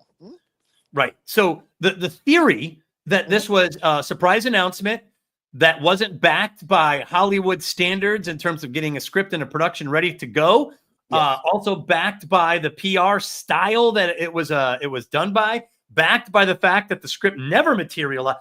I was like, man, I think Cameron's been right about all this stuff. I think that the trick is, I realize that there's two different types of YouTubers at this point. And I'm not even trying to condemn anybody. I'm just saying there's but YouTube. You don't have to. Right. Right. My point is there's a type of YouTuber that is going to take whatever is announced and react to it. And why wouldn't they, in my head? But why wouldn't they? And then there's a YouTuber that's like, basically like the people who react to movie scenes. That's all. There's a whole YouTube element of, I watch those fun things where random people just react to movies they've never seen before. Yeah. That's what those YouTubers are. Yeah. Well, but I can understand why they would react to it. I guess I fault them less, but at the same time, it's a type of YouTuber. It's a reactionary response. And then there's a type of YouTuber or commentator that's trying to tell you what's really going on if you really care to understand how it's going to. And that's what I'm interested in. Sources. The only way they could know what's going on is to either be in the industry, which none of them are, or allegedly have sources inside these companies. Right. So I prefer to understand the big picture stuff. And so Cameron was making sense to me at a time when that was unpopular, So I was on feeds and I would ask questions. I was like, hey, how come there's no script? And man, people got all over me on this. Like I'm a plant or something. I'm like, man, I was like, these are good questions, guys, and you're not answering. Because it became a cult. It became a cult of the Star Wars is dead. So these people, not just the YouTubers who fed it, but the sort of idiots in the fandom, I don't even consider them fans, who need Star Wars to suck. They need to be angry. And so they cannot let go of the possibility that a crappy Rey movie is going to get made that they can be angry about. And it's like a cult. It's like this is literally a few days ago. People, as more and more evidence came out of the things that I've been saying, someone sent me a message. I went on to one of these YouTubers that you mentioned and pointed out, well, Cameron was right about this, and Karen McCarthy's, now claiming fraud at Disney. He was right about that. And then the response of these people was, oh, Cameron doesn't know anything, and the proof of that is the Rey movie is coming. You better 1,000,000%. And you're like, these people are mentally ill. They're mentally ill. Yeah, I likened it to traffic. That if there's a traffic jam downtown, some YouTubers like to drive into it and talk about how terrible the traffic is, and the other commentators try to go around the traffic. The worst is there's people that are talking about traffic accidents, and they're not even there. They don't even know what's happening. They're sometimes making it up that there was an accident on the corner of 2nd and 25th, right? They don't know. That's the worst kind. Yeah. Well, I'm just saying that was a turning point for me because I was listening, because for a long time I was listening to several commentators, and by the way, for the longest time I was very happy that there were so many commentators on YouTube because the media was so aggressive at people questioning bad Star Wars. Sure. But YouTube, it was the place that the voices could be heard. And then it got to be, there was the Mike Zero phenomenon was going on there for a while. And And again, I don't even blame that guy. He's just doing his thing. He don't strike me. I don't blame anybody. He doesn't strike me as a bad guy. I blame a lot of people, Doug. You're being much nicer than I am. I don't blame Zero. He's just doing his own thing, right? I don't care about him, right? He's doing his own thing. He doesn't strike me as a bad-hearted guy. There's some really bad-hearted people in this system right now.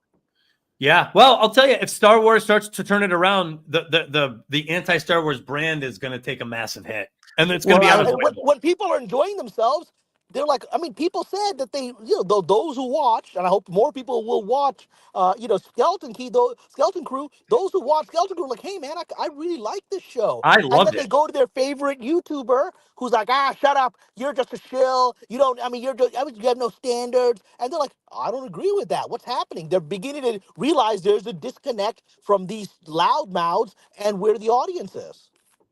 Yeah. Well, I agree. It's a shame because I think it's important to maintain the ability to identify good storytelling, and if you can't do that, then you're becoming as bad as the people producing the bad Star Wars. If you can't identify good from bad. Well, Robert's asking, who does Cameron think will replace Kennedy? And I was going to ask something similar. It's like, okay, Yes. I mean, this has gone on for a long time. I mean, a lot of damage has been done to Star Wars.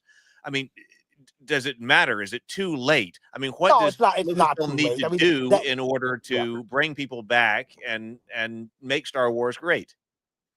The current narrative of what I call the blobs. The reason I call them the Okay. blobs, the blobs on YouTube are, these eternally negative people, and they're not negative because they even believe what they're saying. They're just saying it because they think it's going to get them money, and to a large degree, it's gotten them clicks and money.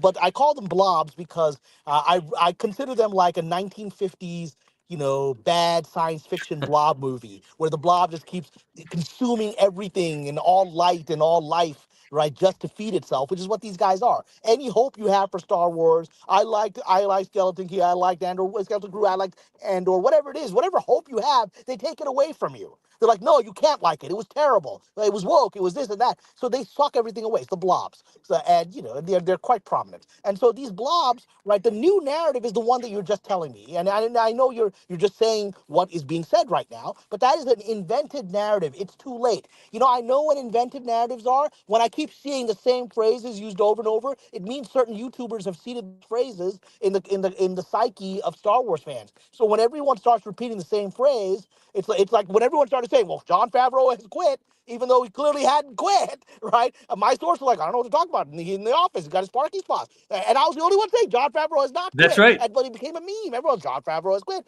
And the first one of this nonsensical memes, Heath, was, if you remember, all roads lead to the sequel trilogy. That was a made-up statement that these blobs made up, and everyone repeated. To this day, people repeat that, even if it makes no sense. Even if you point out, well, what about this?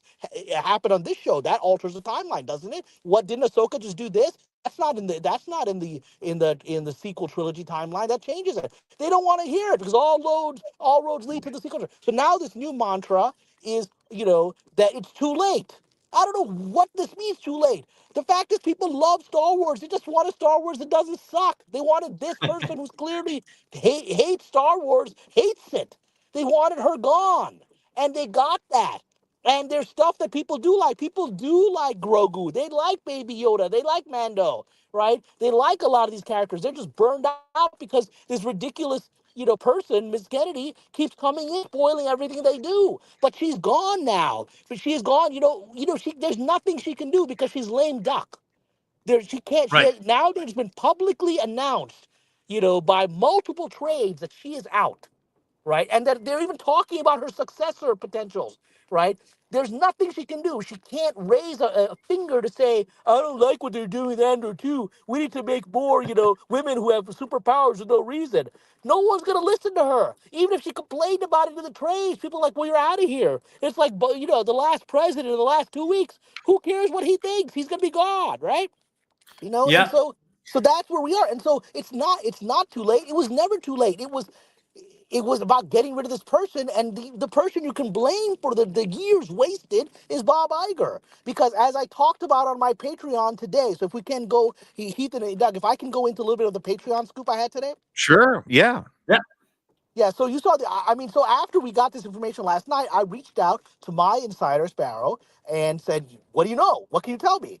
And after they contacted me, responded, it was clear they had already known this, but they kept their tongue. They had been giving me hints. Anyone reading my Patreon will see that, I posted even just a couple of weeks ago that Sparrow was saying that Kennedy is essentially done. No one's even thinking about her.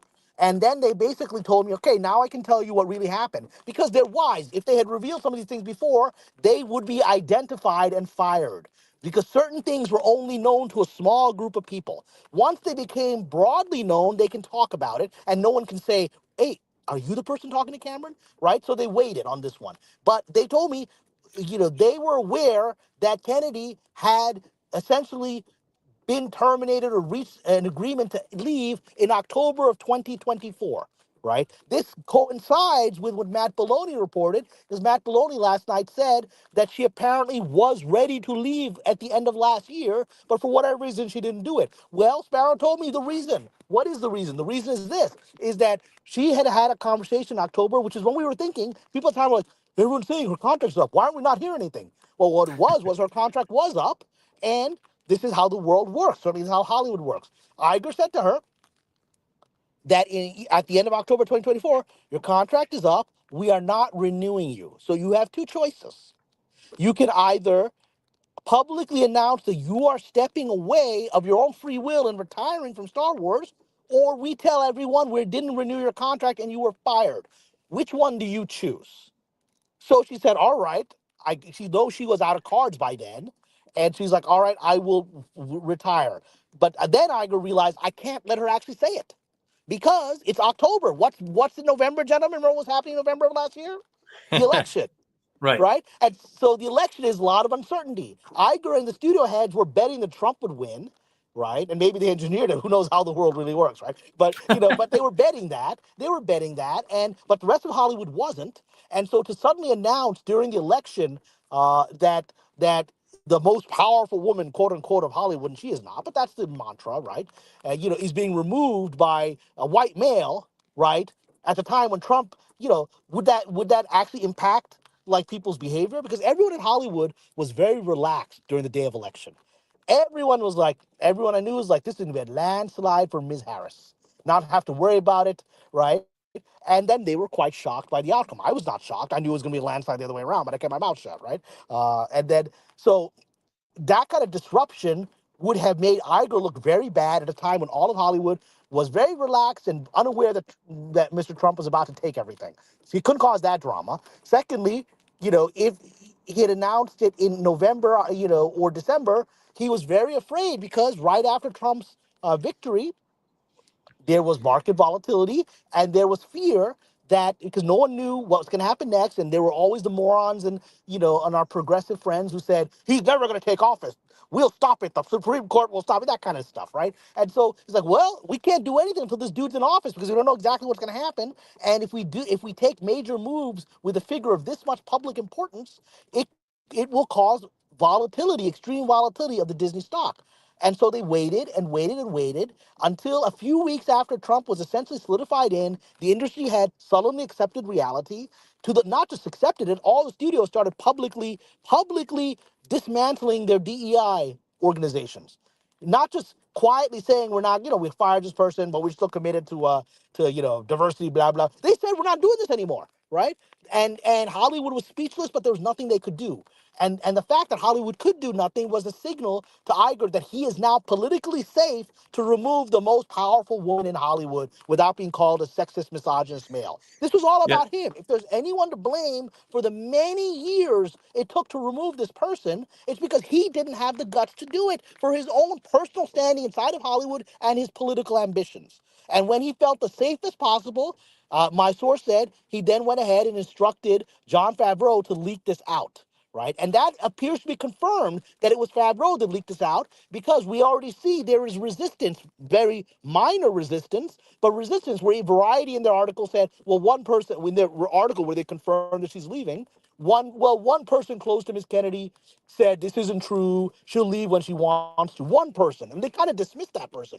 And then they had, I think it was CNN actually came out with some sources close to Kennedy say it's not true at all. She's not going anywhere. But nobody's paying attention to CNN, because the trades in Hollywood define the narrative, not CNN. Because the very fact that Kennedy had to go to the CNN, which is not a Hollywood insider, it's a generic, media corporation, had to go to them to get her, mealy mouth effort to say, I'm not leaving, nobody make me leave, right? Because the trades wouldn't publish it. Because the trades know it's a lie. Why, if this were true, why wouldn't she have the front page of Hollywood Reporter say it's a lie, I'm not going anywhere? Instead, she has unnamed sources tell CNN, that she's not going anywhere. Shouldn't she be telling that to Variety, right? Because Variety isn't going to publish it.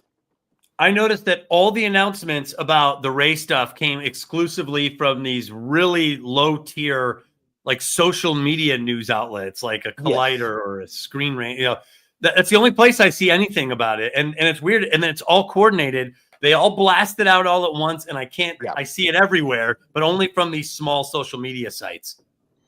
Because those are her contact levels. I mean, eventually, the trades went along with some of the nonsense. They went along with the Sharmito Bay Chinoy nonsense for a little bit, right?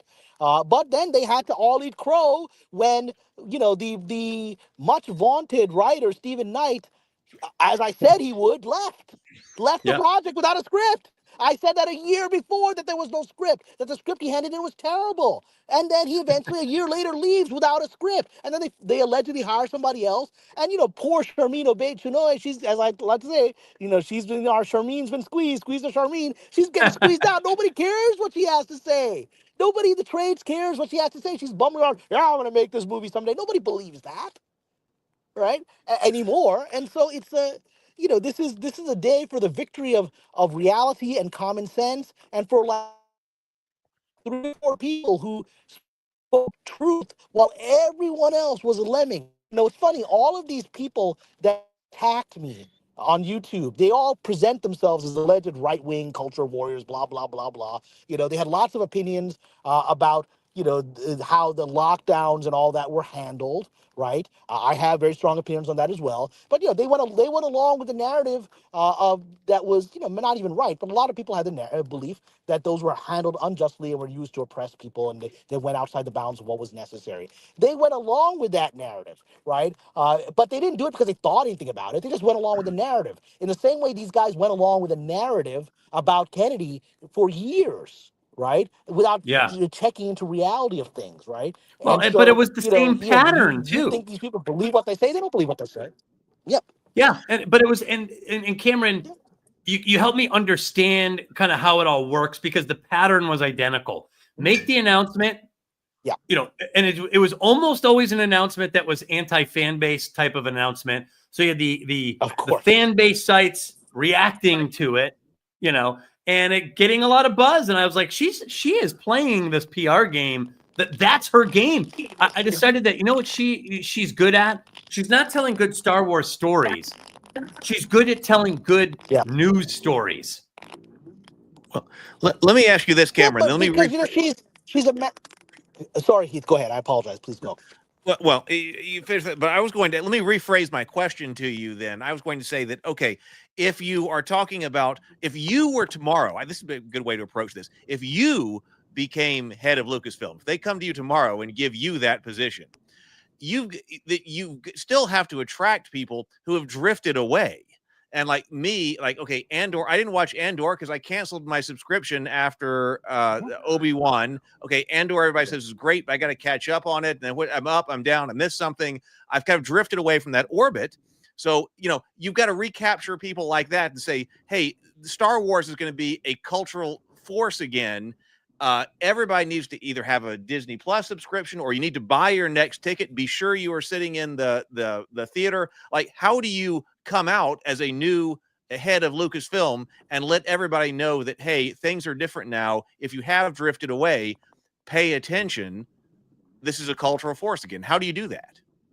Well, I mean, it's only going to come through making good stuff. I mean, Skeleton Crew was the beginning process, right? Sadly, it was the tail end. And now we can see that it was the tail end of Kennedy's reign. We see it now with retrospective. Is what I was saying at the time, that this is just, the Acolyte was the moment where the one ring was thrown in, into the cracks of doom, right? That's when Sauron's power was destroyed, right? But then you have the Saruman period, where it's still a cloud hanging over people, and the poor, the poor the happy hobbits, of Skeleton Crew still had to deal with crap that was left over, right? And so that's what we went through.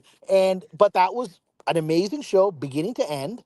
And it was in the spirit of Star Wars. It's the kind of show that we should have been making 5 years ago, right? It should have probably been the first show they made before even The Mandalorian. But they could have done that in those days. So the way you do it is by making better material. And now with Miss Kennedy no longer there, because her problem always is, even if she's not allowed, like, she had no influence, as far as I'm aware, on Skeleton Crew. I was told she had none, that she had been locked out. There's no evidence of her fingerprints on it.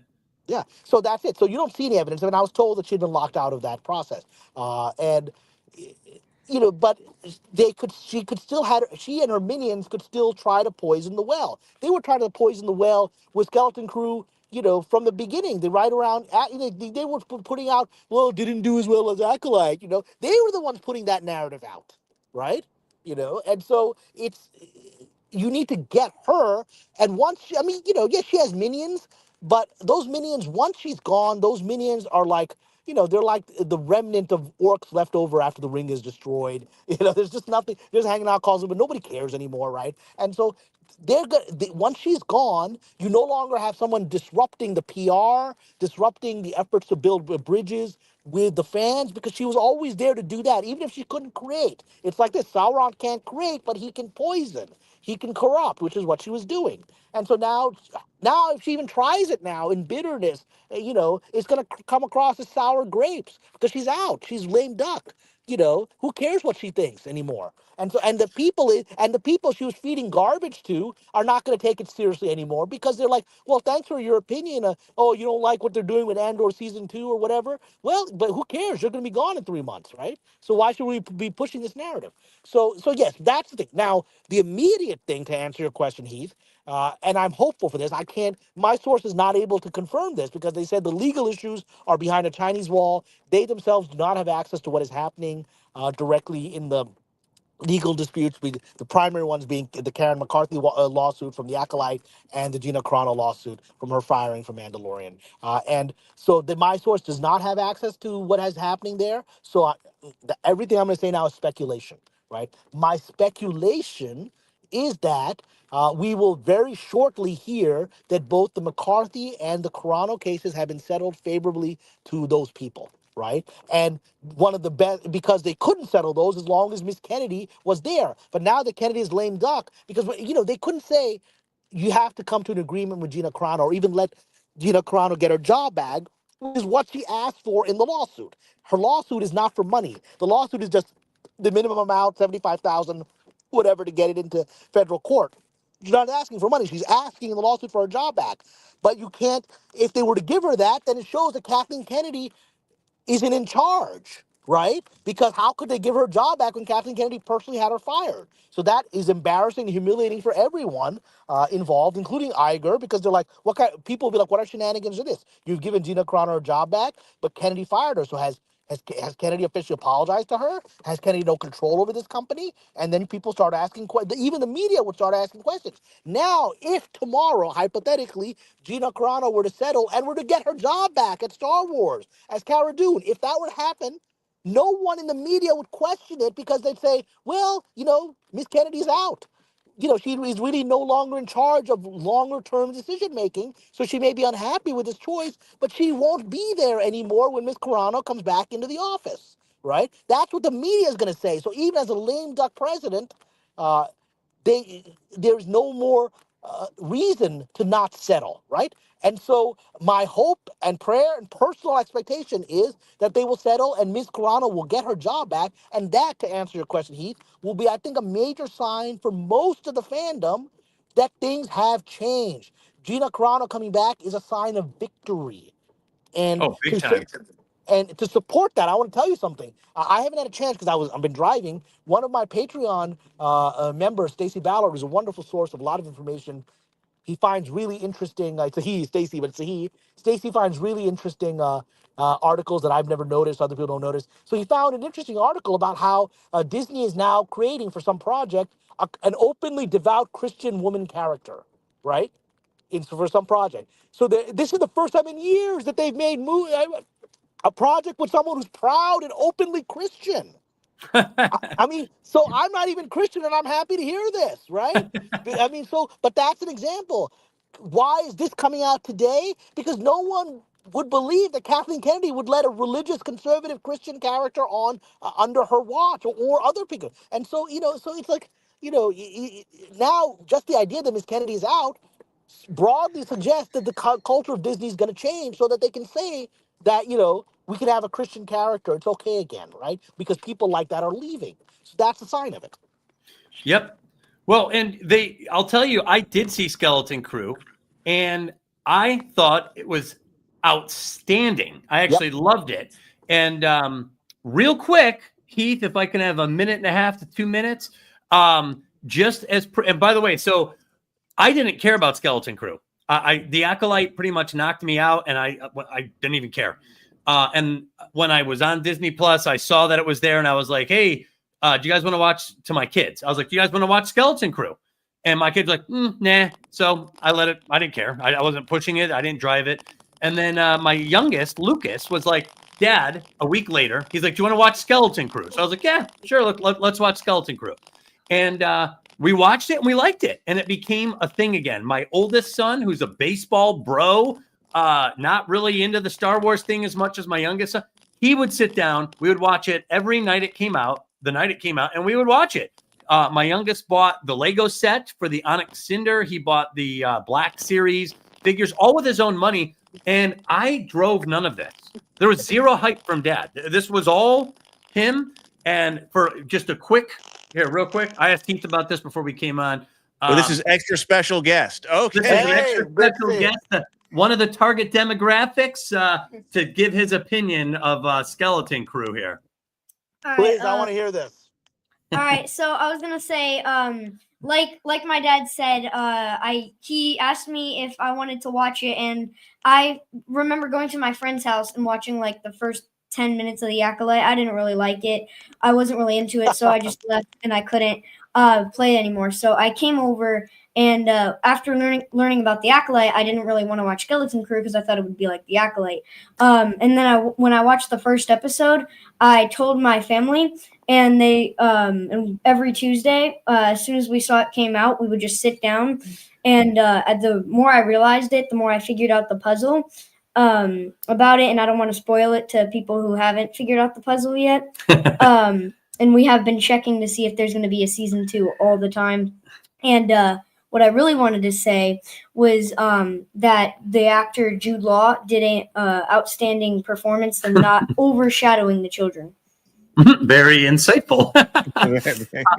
Yeah, we watched a couple of episodes multiple times. And by the way, commentary thing, on Heath's channel, because that was wonderful. Thank you, very insightful, and I can tell whose family you're part of. It doesn't surprise me.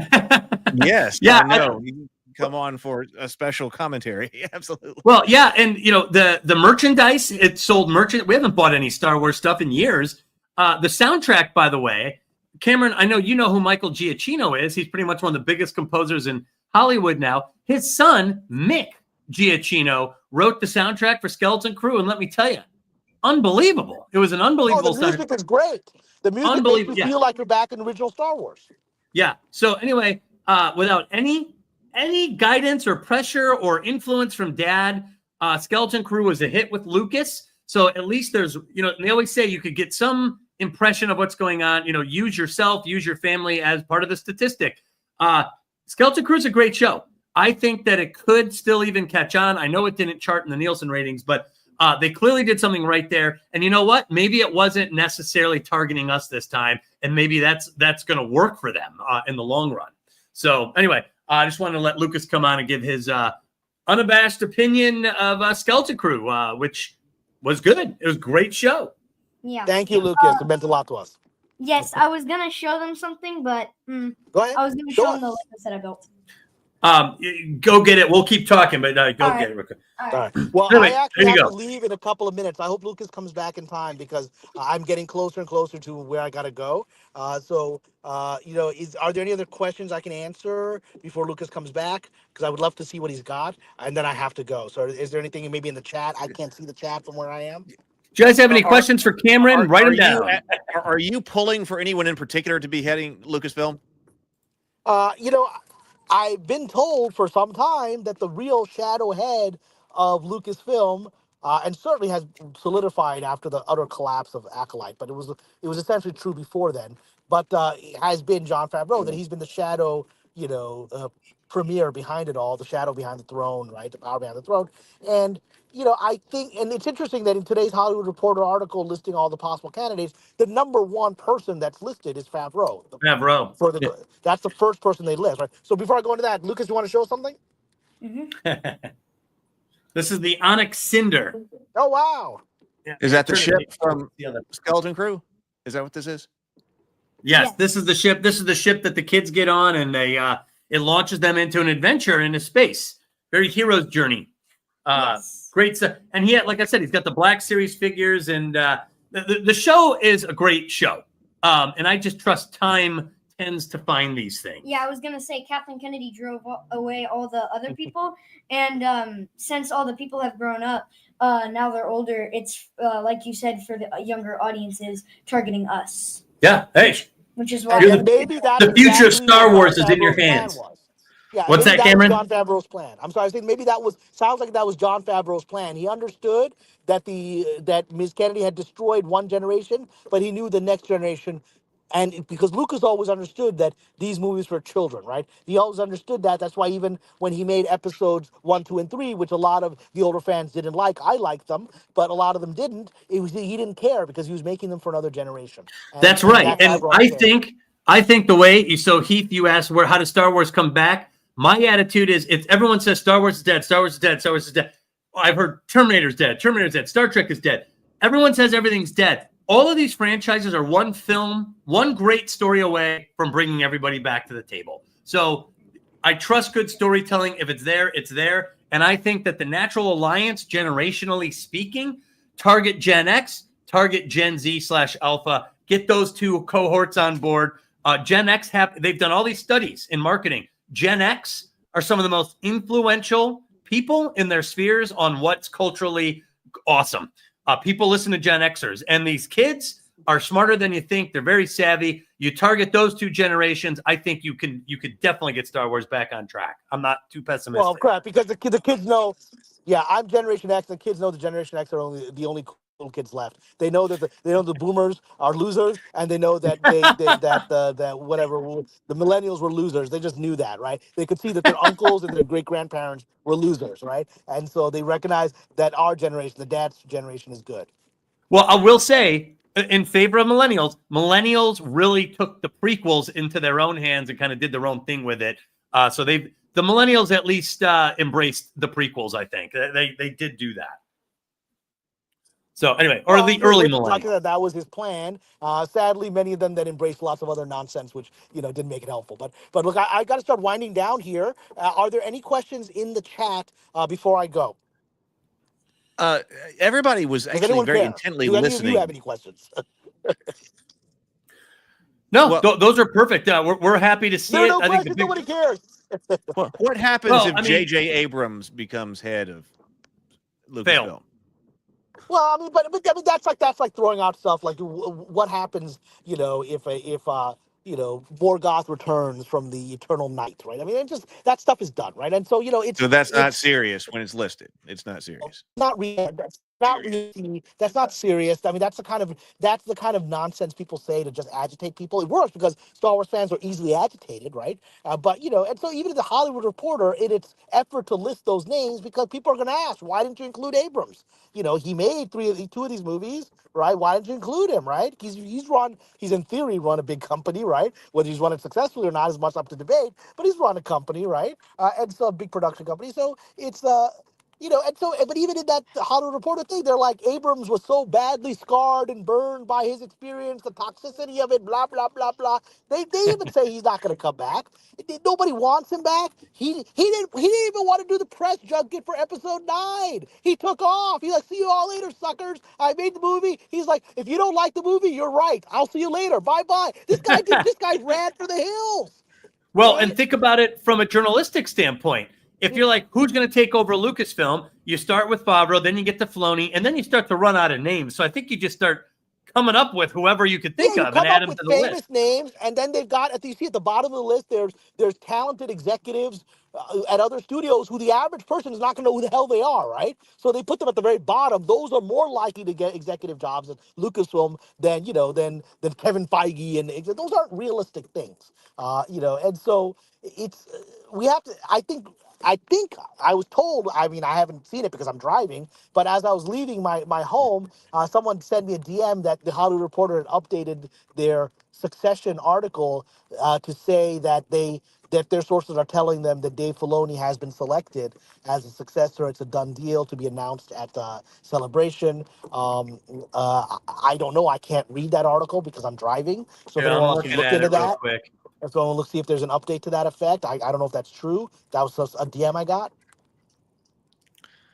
We are being said in the comments here. Better with Bacon says, I think Cameron Pasha should run Star Wars. I think that's all of our votes here.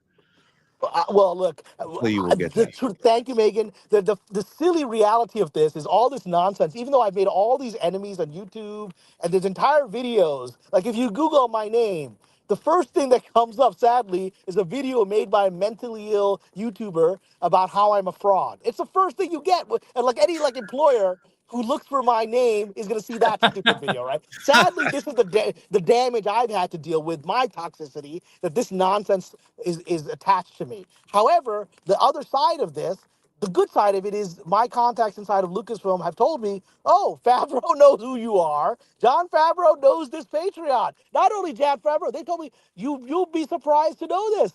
Bob Iger knows about this Patreon. Because you're the only ones actually reporting the stories that they want to get out.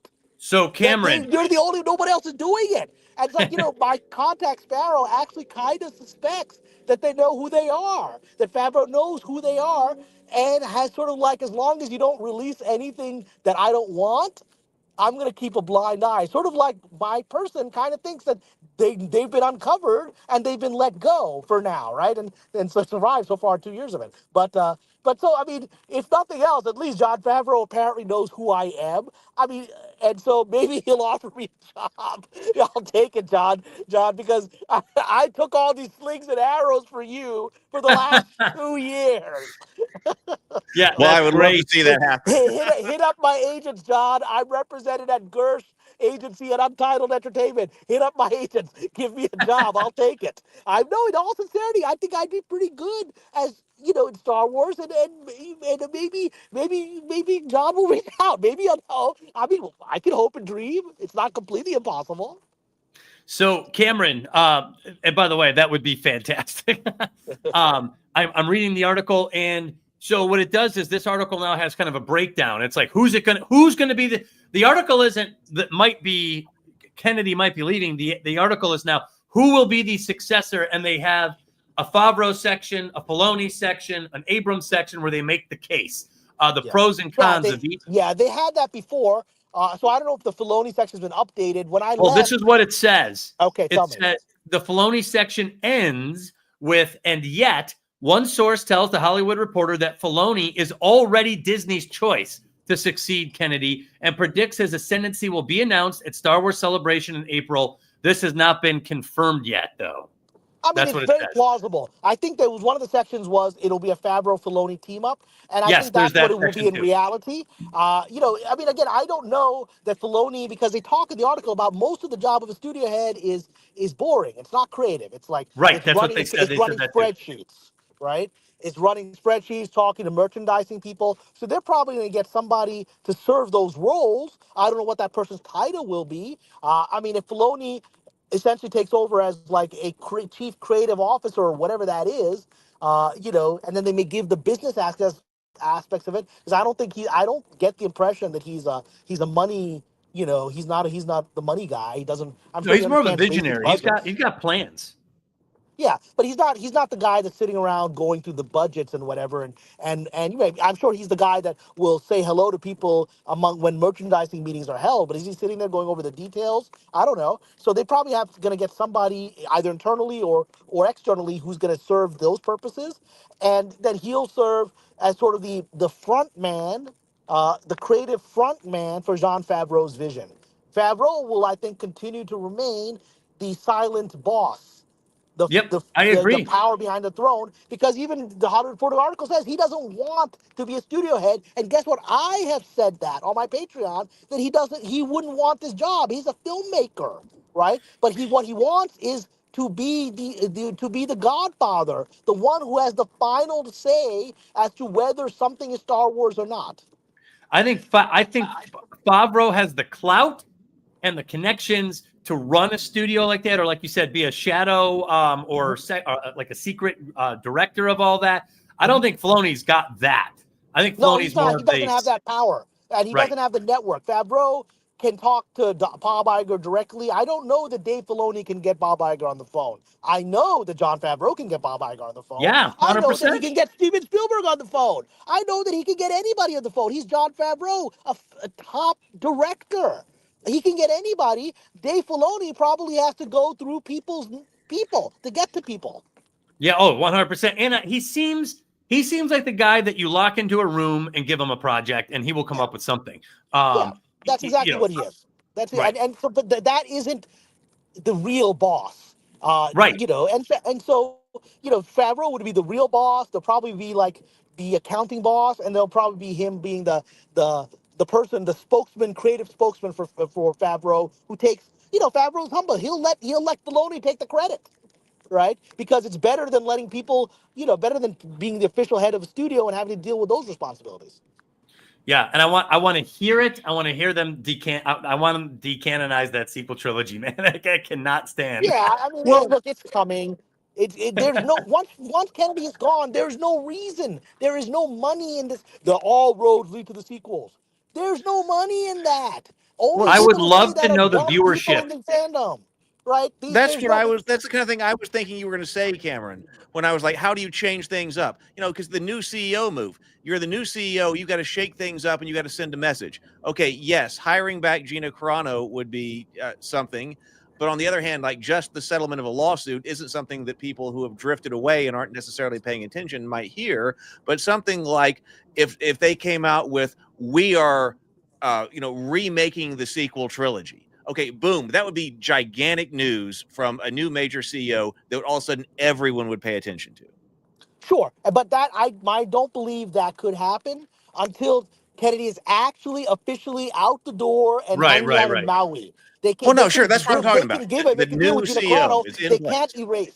Yeah, they can't erase the sequel trilogy, which I have been reporting on my Patreon for over 2 years has been the long-term plan. They can't do it as long as her name is on the letterhead, because that's an insult beyond insult. There's one thing of making a deal with Gina Carano to come back and be in the movie that's going to be produced after, you know, that's going to be made after Kennedy is off lot, right? Kennedy isn't even on lot, but after her name's off the letterhead, right? That's one thing. That's another thing is to say we're going to erase Kennedy's legacy of the last decade.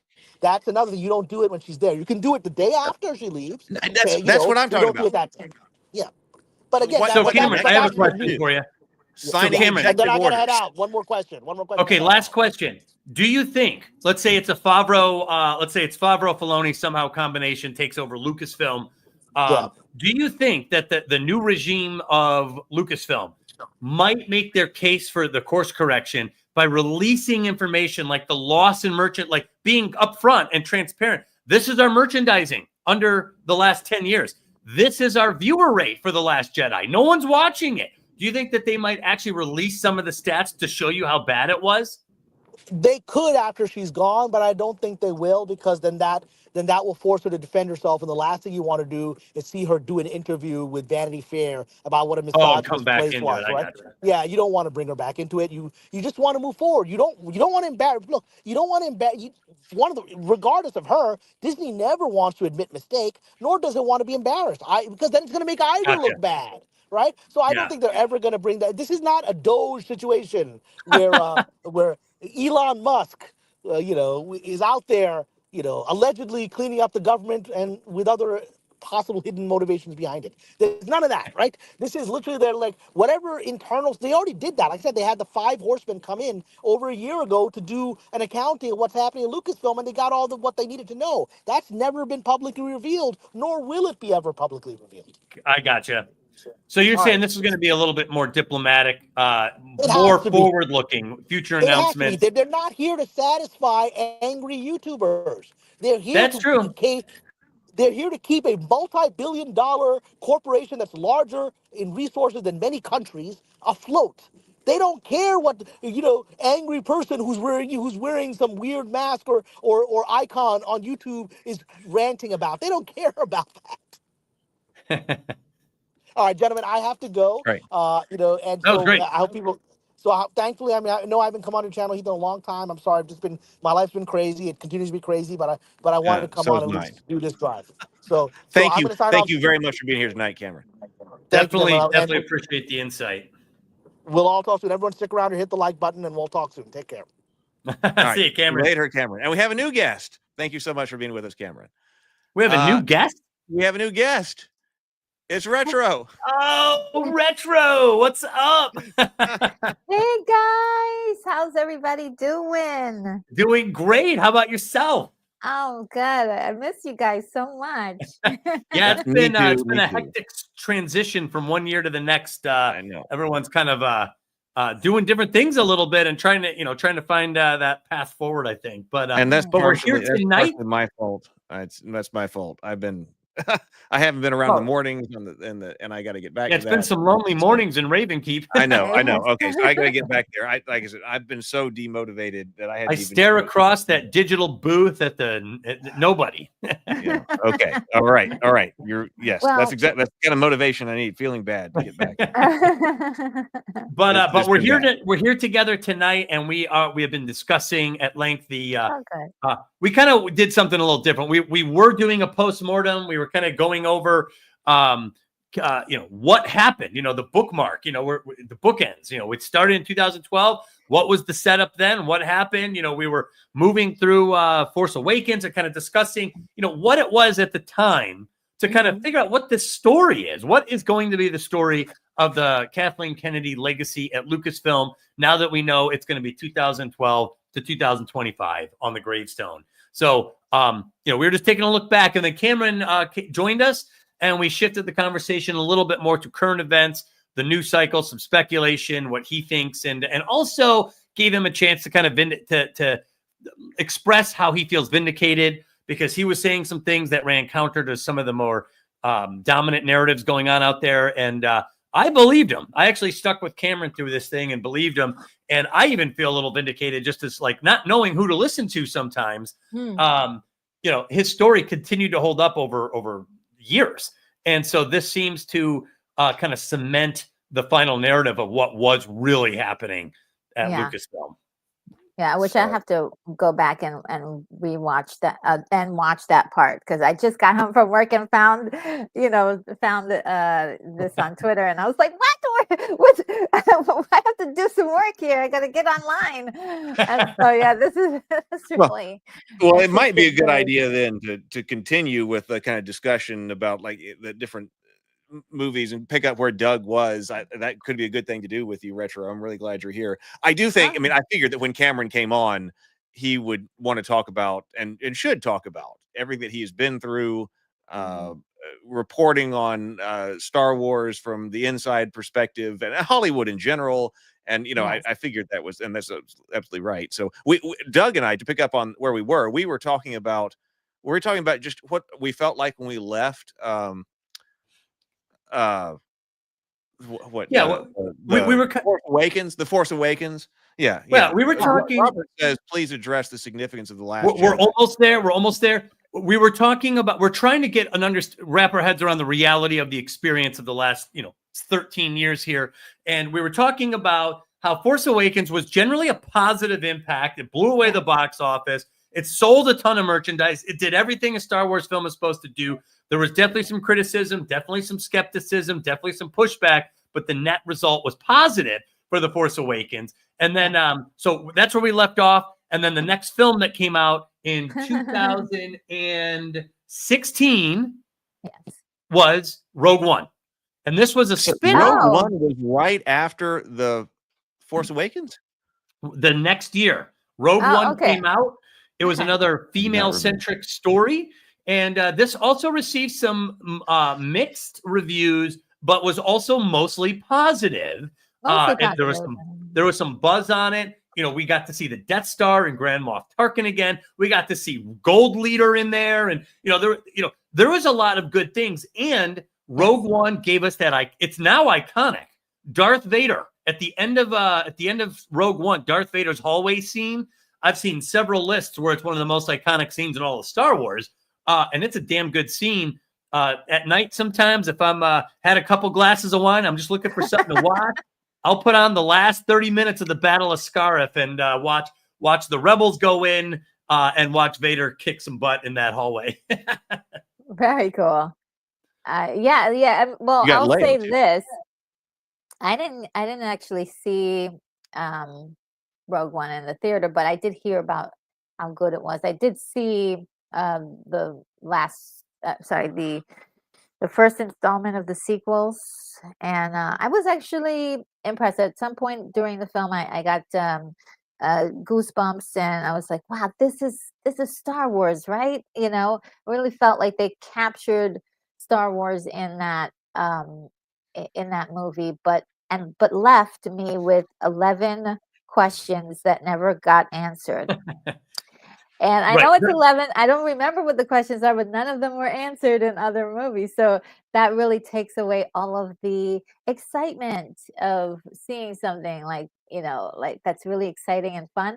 Is like they never answered the question, and I think it's because there were at this time. I remember there were talks about having a piece of Star Wars content in the on the big screen every year. There was supposed to be something Star Wars. Yeah. Which is very and this is when Marvel was aggressive. hitting its stride. They were doing like they started to go 2 a year, then 3 a year. So Yeah. The belief was that you could sustain this, and you could dump content out there, and the public will love it. They just forgot to make it good content. But at this point, Star Wars is kind of humming along. Kathleen was doing it. Everyone was looking forward to the next installment. Episode 8 was getting ready to come out. So as of this point, as 2016 moves into 2017, Star Wars was pretty much doing well, and Kathleen Kennedy was mostly free from criticism, and this was a positive endeavor at this point, heading into 2017. And then, of course, we have to talk about this because this was a major turning point in the franchise. 2017, The Last Jedi comes out, Episode 8. And this changed everything. That was the turning point. Yes. That was was the turning point. And by the way, there was a cultural turning point. There was things happening in our culture. You had the Ghostbusters all-female group thing coming on. This is the first time I really started to see that the mainstream media was happy to attack the fan base. I had never experienced that before, and it was so pervasive. It was on social media. It was in minor media groups. It was in the major media groups. It was in Forbes magazine. Toxic fans are the problem. And I just couldn't believe it. I couldn't believe it. And the film was objectively bad. I know there's all sorts of people that try to defend it. And I was getting blown away by the number of people that not only tried to defend it, but were like militant and aggressive coming after you to try to defend it. And this is what the first time I heard the argument that the fan base hates women. And they didn't at the time, they didn't hate women in the first movie. They didn't hate women during the previous movie either. That was headed with a woman lead, and so those two movies were fine. What why is it now the reason why fans hated the movie? It wasn't because of Rey. It was because they mistreated Luke Skywalker as a character. And, Mark Hamill kind of blew the whistle and said, hey, I don't think my character really should act like this. This is not his real, his journey. And it was ignored by the filmmakers. And you can't do that to allure and for fan bases of like millions of people who are just hanging on your every move. You can't just turn around and change your character like that. That was a huge mistake. If they had at least held on to some sort of honorable way for Luke Skywalker to be in that movie, it would have really made a bigger difference. And because visually it's stunning. They got all of the technical stuff down with that movie. So it wasn't that. And I don't think the female characters really mattered because the story didn't really matter. Didn't seem like the story mattered. Yeah. I was there opening night, as I always have been since Phantom Menace. And I remember watching this and people were cheering when they killed Snoke. And I remember sitting there and people were all clapping and I was looking around. I was like, that's an egregious writing mistake. Yeah. Unless they got something planned that I just don't have the imagination to grasp, they just blew it. When they killed. Yeah, I was like, they just made an egregious error. There's no way to reconcile this in a third film of a trilogy because she's already beat Kylo twice by the end of Last Jedi. And so he's not very threatening to me, and Snoke is dead. So I was like, you have no real villain. And if you're going to try to make Kylo Ren the villain in the third film, good freaking luck. Because no one's going to care if she wins because she wins again. So I was like, they're going to have to find a new villain. And I never in a million years thought they were going to try to pull out Palpatine again and be like, here he is. This is the new villain. I was like, oh my God, that's how you solve this? By erasing the events of Return of the Jedi? What are you doing? Yeah, I mean, they could have been done just as well as to bring Snoke, a second Snoke as a clone or I mean, because it's at least it's in that one little universe. We're not going back and restoring the story of Palpatine when we saw him blow up and like, oh, but no, this is this space ghost inhabiting different bodies. It's like, come on, now you've lost me. You lost me. It's not good storytelling. Yeah, you could have just told me, look, the real Snoke was, chilling out somewhere. He sent his dummy, clone to be in a dangerous spot, and he's okay. I mean, it really would have been actually sort of smart. You would have been surprised to see, like, oh wow, this is a character that's thinking ahead of their opponent. Well, I'm just saying, like, at the time, I didn't know the Palpatine was going to come back, but like, yeah. I just couldn't believe that in the Last Jedi they killed off the primary character because there's also so many problems in the Last Jedi. So because you've got the New Order, which we didn't understand, and I was trying to figure out, is this an insurgent good story or is this an insurgent evil story? And you have the First Order, which sounds like they're still the big bad. And in the Last Jedi, I got some clarification. Leia's like, we're pretty much the end of the Resistance. And I was like, wait a minute. You're the end of the Resistance. You won the Battle of Endor. Yeah. How are you still the freedom fighters down to a small pocket of people? It wasn't like the Resistance was only like the people on board that spaceship. Like, it's like on board the... right. Well, and then they would say stuff like, we're running out of fuel. I was like, running out of fuel? What? And then I'm sitting there watching it, and they're like lobbing these lasers out there. This giant ship is coming down, and it's lobbing lasers as it's coming. And the rebels are like flying, like, we can't outrun them. I'm like, what am I watching? This is not Star Wars. This is not how space works.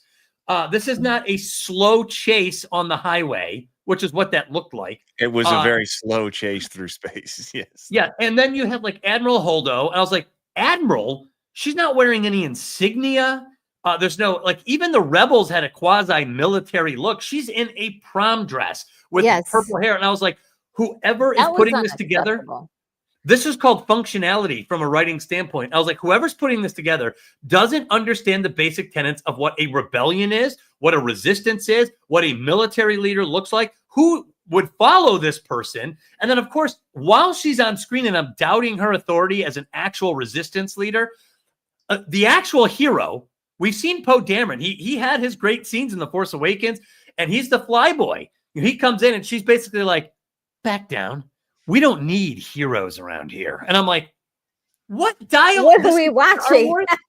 She's dressing him down because he wants to be a hero and kind of like poo-pooing this. I was like, everything about this thing is wrong. And this is a bad, and I knew it. I was like, this is a franchise undoer. And I remember I went to Facebook that day and I was like, The Last Jedi will actually ruin Star Wars. And I've lost hope that this franchise knows what it's going to do.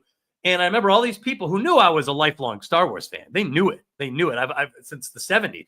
They're like, oh, that's such a shame. You really think that they're going to... I was like, no, you go see the movie. This is an irreparable error. The storytelling is so problematic that it cannot be built off of.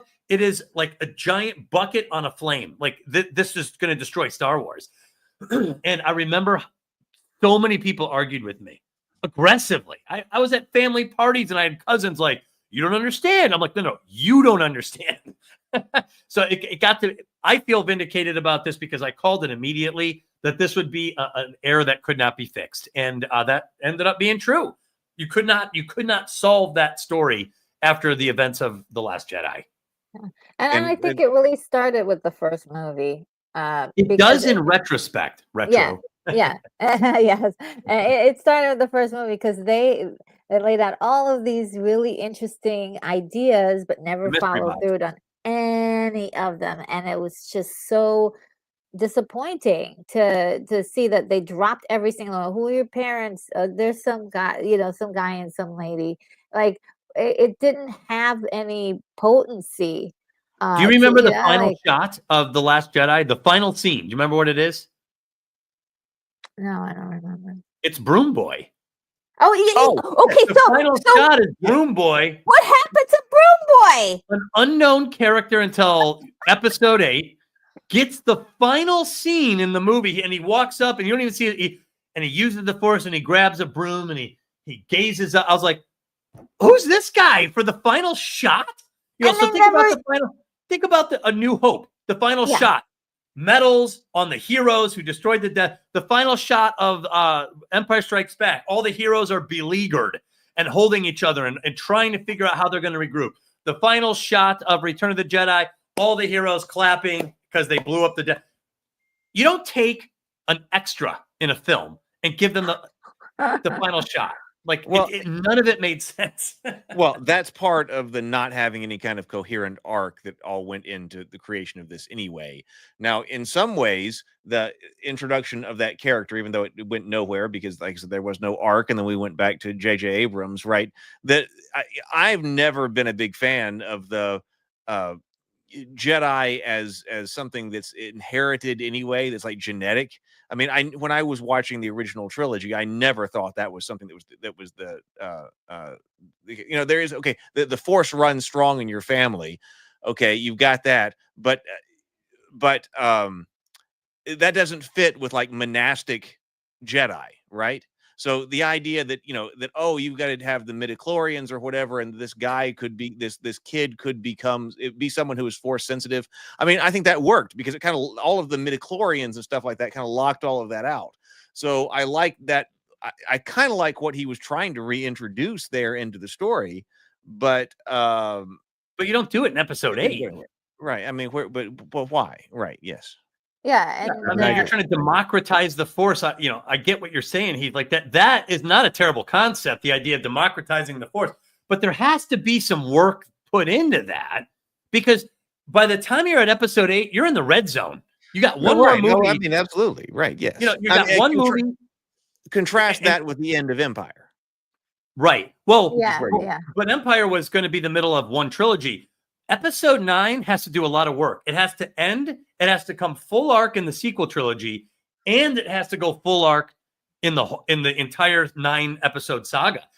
You have to bring it all together. And they're like, let's start introducing new characters that no one's ever heard of with minimal screen time in this movie. And I'm like, that's the only thing you can't do now. We need to advance. We're in the red zone. We got to get it in the end zone. We got to cap off the whole series and the sequel trilogy all at once, So, and Heath also to piggyback that idea of the idea of democratizing the Force. Do it in the next set of films, or do it in something else, something new. Well, sure, yes, I know. It was not the right place. I mean, I'm very critical of they kind of have in the other shows and things that they've done. In fact, the way they've made it now is that anybody can be a Jedi because of what they did with on the Ahsoka show with that one, I forgot that girl's name, that suddenly has the Force now. Oh, Sabine, yes. Sabine. Like so they're kind of playing with that idea that anybody could be a Jedi. Yeah, well, the thing is, from a storytelling standpoint, if everyone uses the Force, then it's not special anymore. So, I mean, you end up blowing out one of your brand elements that only you get. You get the Force in the Star Wars franchise. So the idea, although I like the idea of democratizing it, I still think you need to focus on the people that can wield this and try to specialize in it because they're the most interesting. If everyone's using the Force, then you use the Force to use your pencil to fill out a form at the DMV. Who cares at this point? So. Well, one of the things that I was really, especially that little boy, Broom was boy. the Broom boy. Yeah, not even never became a character. No. And so when you get to the third film, which I'm not going to go into detail, it's almost like everything that was done in The Last Jedi was reversed. Right. If you really look at it, it's like, so are we still following the same story? You think to yourself. Yeah. There was a lot of backtrack. Oh, now, first of all, we have to backtrack the second movie. There was a lot of that. Right. Yeah. So you need to go with our timeline, Doug? Yeah, well, I was just going to say The Force Awakens was in response to the backlash to the prequels, and then the Last Jedi undoes, it's anti-Force Awakens, and then as we'll see, the Return of the Rise of Skywalker is anti-Last Jedi. So like they're just anti the last film in the last 4 films here. So, yeah. But anyway, I was going to say, if you want to pull up that Rotten Tomatoes real quick, The Last Jedi is when I also started to realize something weird happening in culture. I was like, this is a bad movie. But when you went on to last Rotten Tomatoes, you had all these critics go, no, this is amazing. And I was like, critic after critic. This is the moment in my life when I really started to realize that I'm at odds with my culture, that somehow my culture is giving me the appearance of a consensus on certain things that I know aren't true. And this was like one area where you could see the fans did not like this. A lot of people seem to agree with me. I remember for hours reading fan reviews being like, yeah, they see it. This guy sees it. This guy sees it. How are all the critics not seeing this? And it became a real point of contention, a real frustration for me to know that something was flawed. And yet the people who get paid to know if it's flawed were like, nothing. This is a perfect film. And I'm like, there's no way. So anyway, The Last Jedi is also, not only was it a bad movie that derailed, I think, not the Star Wars franchise, but and the sequel trilogy, it's also where the culture started to defend bad art, not a little bit, aggressively. People were coming out on YouTube, people were coming out on X, people were coming out on Instagram and just hammering away. The mainstream media was in on, like everyone was saying the fans were idiots. And this it caused a lot of consternation. And I'm sure you guys remember all this too. Yes, absolutely. I mean, and it was very disturbing to witness it, because it's like, oh my God, you're dropping the ball. You're you have it right there. What are you doing? And right. So the biggest, and if you could go back even further, maybe Kathleen's, if we're talking in reference to her and her career here, at Disney, Lucasfilm, she should have never let JJ go, do whatever. It should have been a one singular contract with one director to do a series of 3 films, which they could intimately be involved in, because this trading up directors did not work. And she's not strong enough of a lore abider to actually care about the story as much. I mean, she's been there for all the movies, but I don't think she cares about the lore, because at every turn it's like, how can we break the lore so we can get new customers, so we can get a different fan base, and it's like, no, we have to stay with the lore. If it's really good, you're gonna get all the people you want. You're gonna get all of them.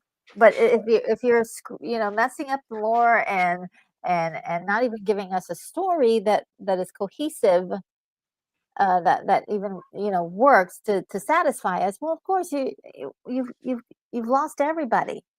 Yeah. Well, and Titterpig said something in there. He's like, the fans are the culture. Yes. It's not the elites that technically are the culture. It's the fans. It's the ground. It's the grassroots movements that form culture. And what I'm trying to say is, and that's always been true. Sable or Titterpig, it's always been true. I totally agree with you on that. Yes.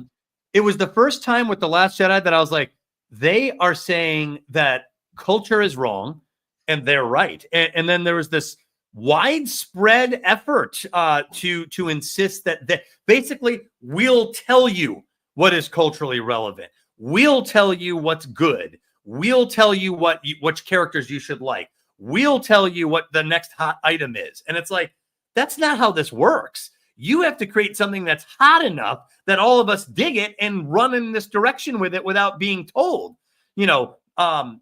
Star Wars, they didn't force us to like Star Wars, A New Hope. The culture got the football and ran with it. It just became a thing. So culture is a phenomenon. And this was the first time that I really started seeing that the choke points of the culture were starting to try to steer the culture in directions and make statements and proclamations that seemed to be impossible to reconcile or believe. And they just kept at it. Then they started putting YouTubers out there that were like us, fans, that were telling whose entire job it was to discredit us and say that we're terrible people and that this is some of the best Star Wars ever made. And it's like, dude, no, I will not buy it. And look, and I, if there are people who are truly fans of The Last Jedi, I think that there are some interesting moments in the film. Like I said, it's beautifully, like visually, really great. Like technically, all those things are you can check it off all the way down the board.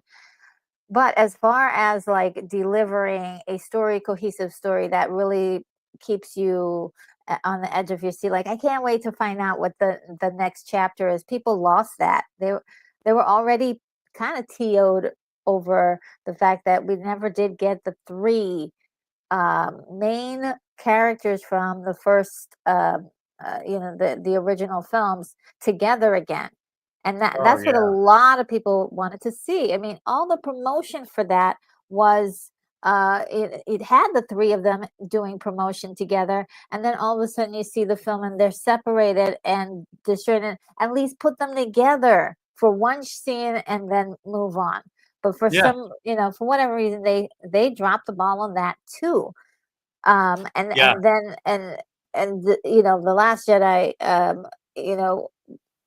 just in the fact of just killing off Luke without without giving us it would have been perfect for the last movie, right? I think it would have been perfect for that. I mean, you have two of the characters that are moving on to their next level in life, and then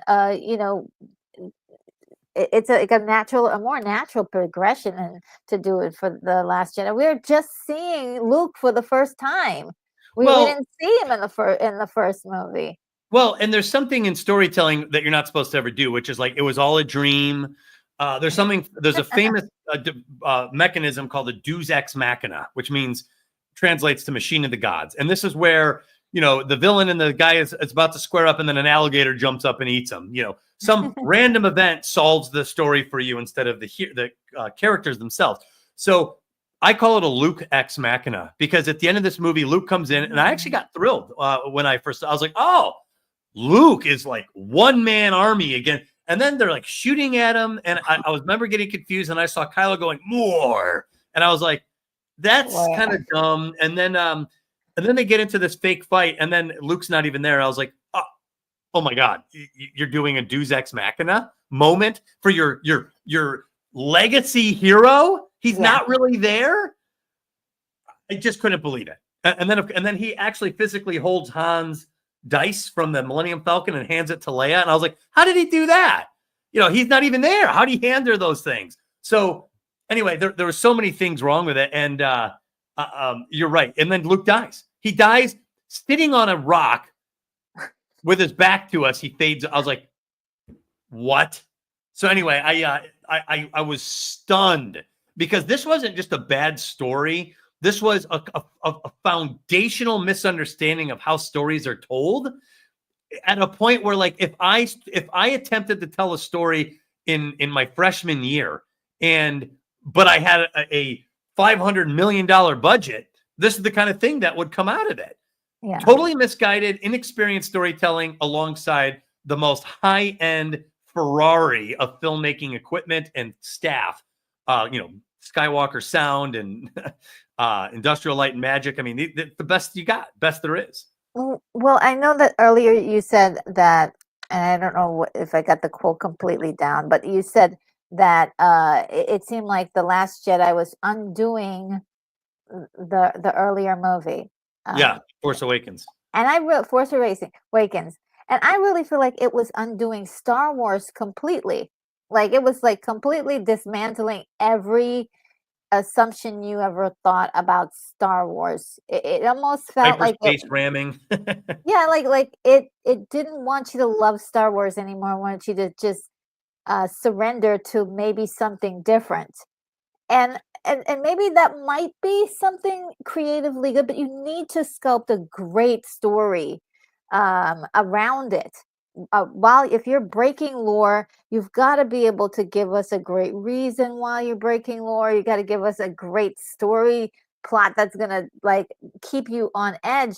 The motivations for the characters were sort of scattered. You didn't really feel like there was really any powerful motivations, and so I just there was also kind of an ethos in the film that the Jedi were crap, bad, not worth resuming, which what you just said, Retro, that they were actually dismantling Star Wars. When Luke Skywalker says the Jedi must end, that's when it dawned on me too, that I was like, wait a minute, the name of episode 6 is The Return of the Jedi. And so I was like, we're not going to ever see the Jedi really return. And we're in episode, they didn't really return in The Force Awakens. Luke was not really in it, and then here we catch up with the Return of the Jedi guy, and he's like, the Jedi must end. I was like, what happened? Well, there's a lot that must have happened in between that change. So the whole point of stories in the Sacred Fire tradition that we talk about, the idea that there's something cultural and a continuity of culture that is important. That's why a lot of the third acts of films are return, because it's the return of a cultural value, a restoration of the culture. Moana had it. The culture has been restored. Return of the Jedi. This thing this little flame that we thought was doused, it's back. Return of the King in Lord of the Rings. It's the return of this stuff. So when you start to say that that's all misguided, you don't understand what the heck the story's function is. The story's not here to say like, hey, our culture, we should just disperse. Can you imagine going back to the Stone Age and hanging out and you get around the campfire and they're like, hey, and they're doing and they're like, why have a culture?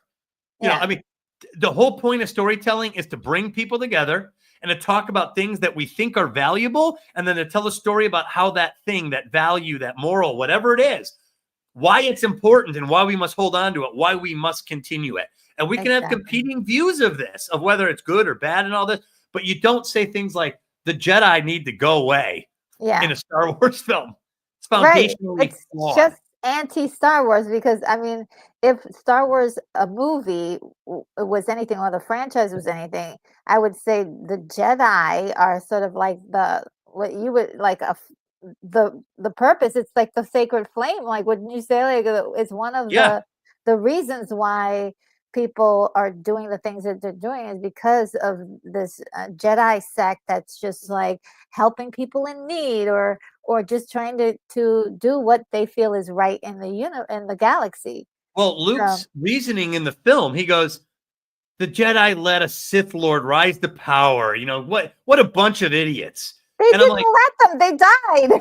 Well, my whole point. Yeah, exactly. I'm like, first off, because the good guys fail doesn't mean we get rid of good guys. And secondly, why aren't you judging the Sith as being, they're the ones who actually engineered this global or this intergalactic destruction. They're the ones that came up with Order 66. They're off the hook.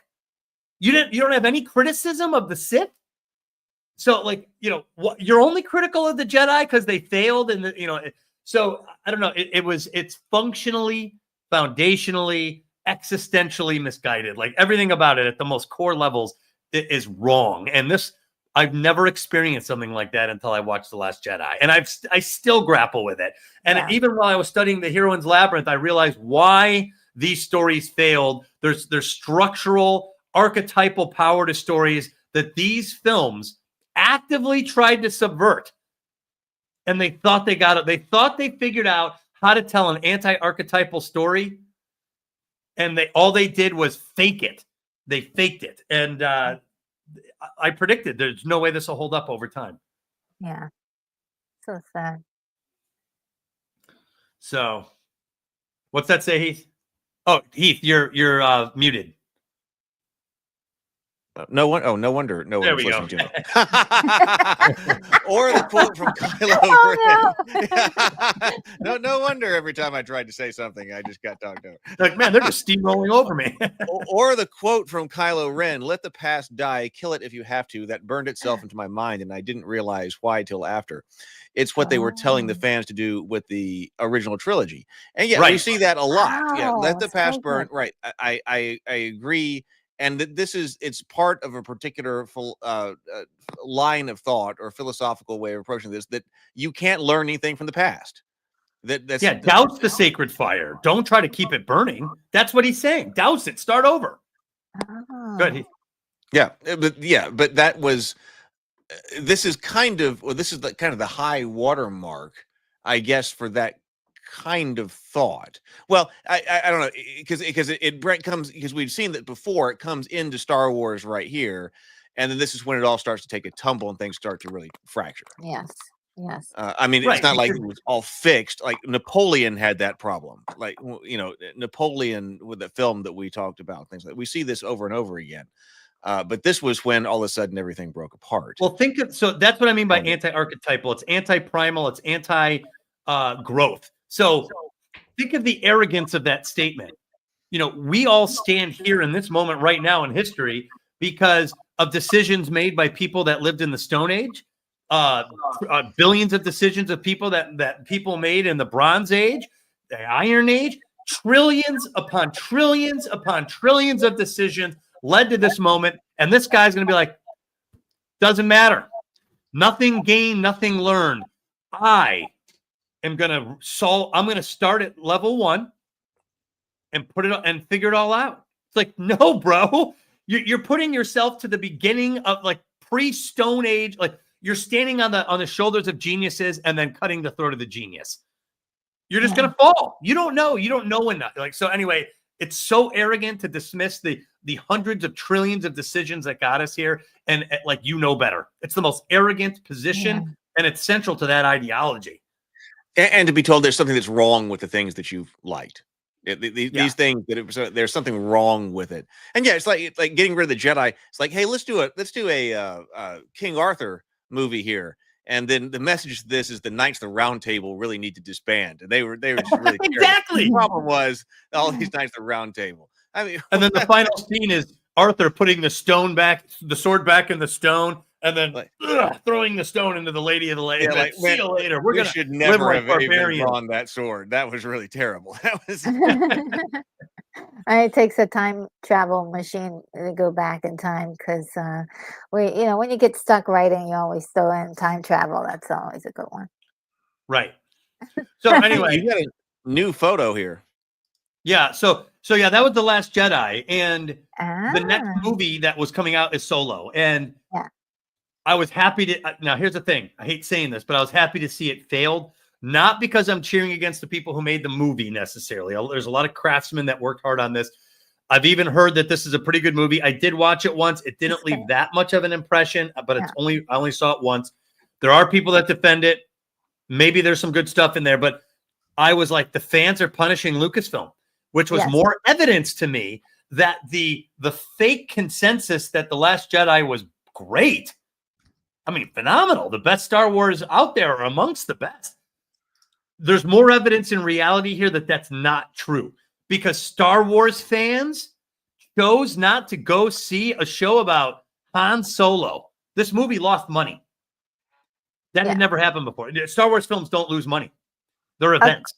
According to Lucasfilm, this is the movie that tanked it. They don't understand that it was the previous movie and the fans kind of, or the audience had its revenge pretty much. Like, okay, so why should we go to see another movie where people don't, clearly don't understand Star Wars? And Right. This movie also was surrounded with a lot of other production issues. Oh yeah, well, but the and Kennedy other, leadership. yeah. So that was pretty bad. Like the things that were going on set was pretty awful. So right. I skipped it in the theaters. I didn't go see it in theaters. Yeah, I didn't. I didn't either. And I remember thinking that was, I mean, bad. It's not something that I wanted to, or specifically wanted to not do, but it was like I had no interest. Like the problems after The Last Jedi, I just had no interest in it. And I did watch it later. A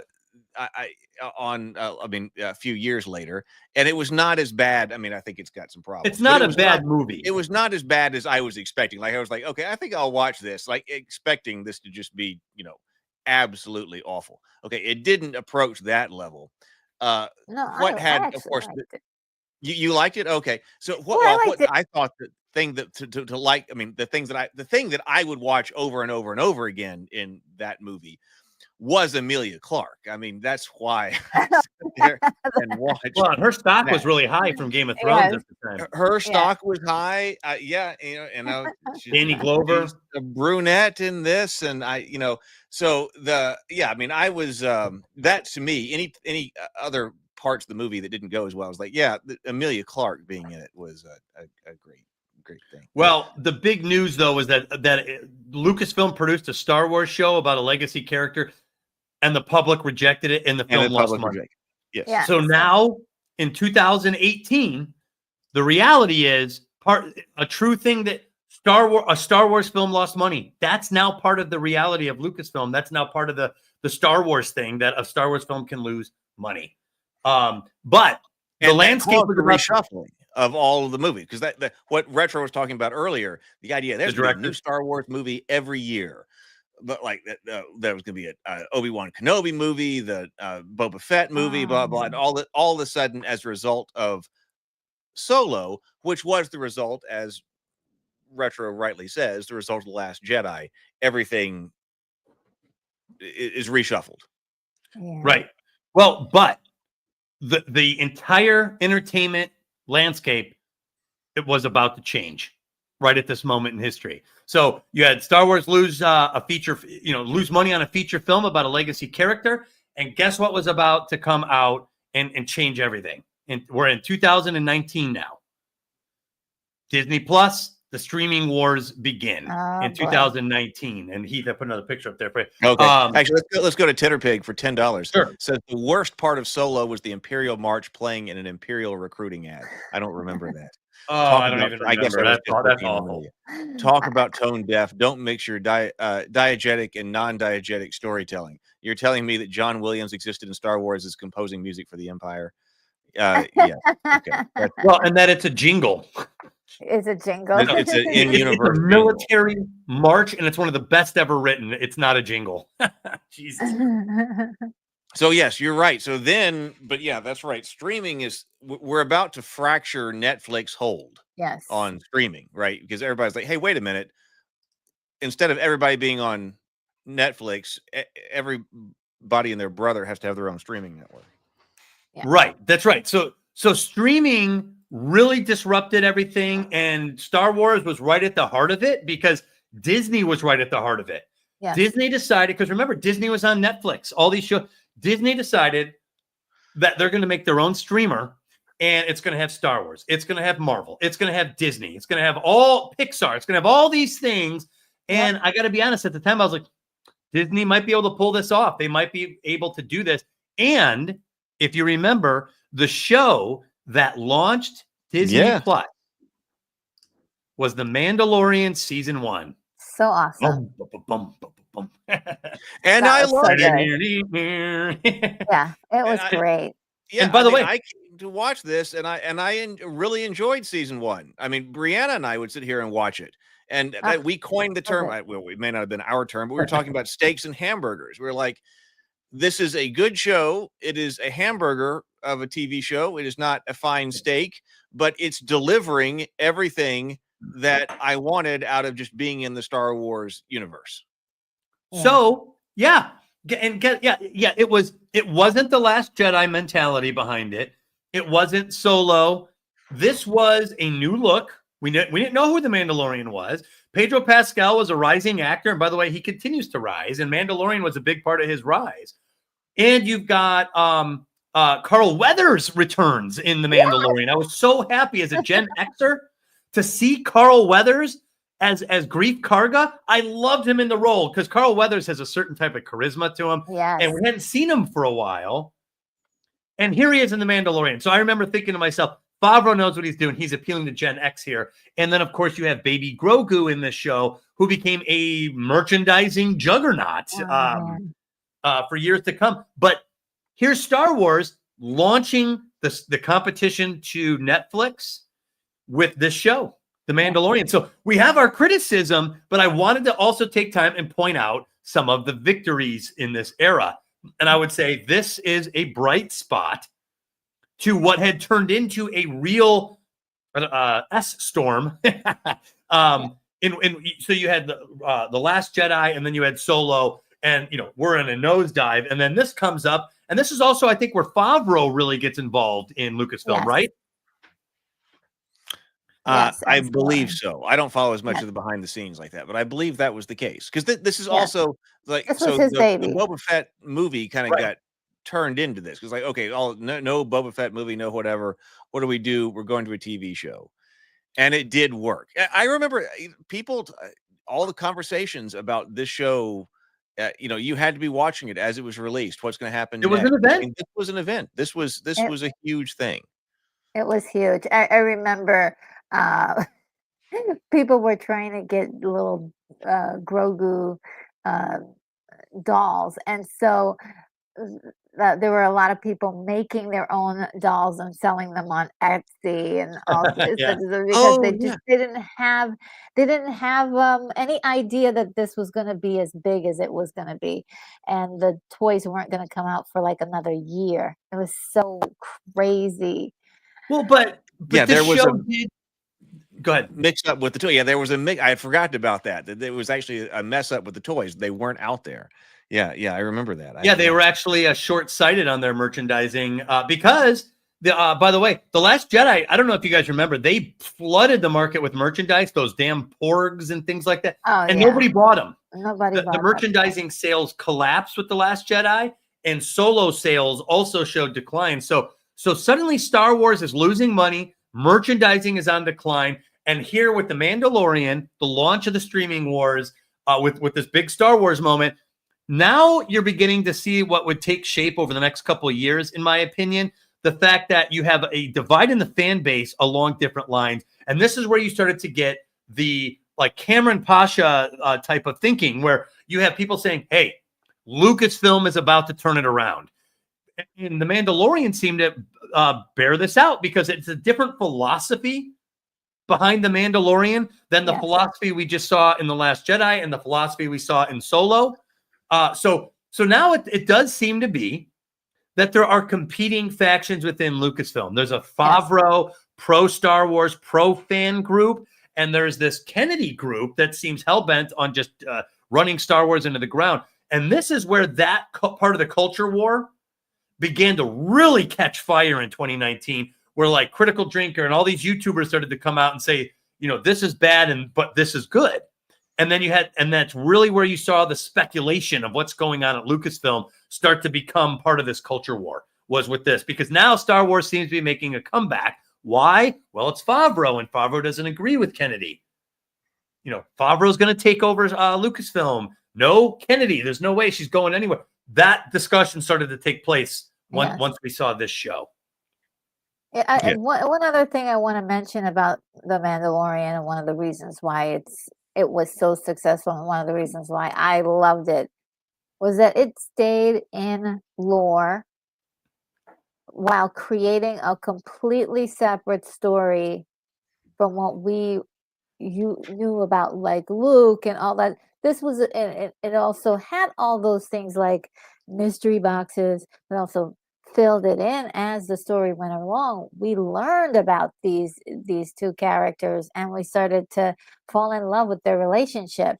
And also the style was very like old school. There was something very like Star Wars A New Hope about a lot of the adventures that the Mandalorian had. So there was something very special about season 1. I mean, season 2 also had that, but the season 1 really captured the essence of what a Star Wars show should look like and feel like. Well, it showed that it could be successful on streaming too. This was also one of the first times that there was a Star Wars show that wasn't on the big screen, right? So suddenly we're getting something new. It's a whole new concept.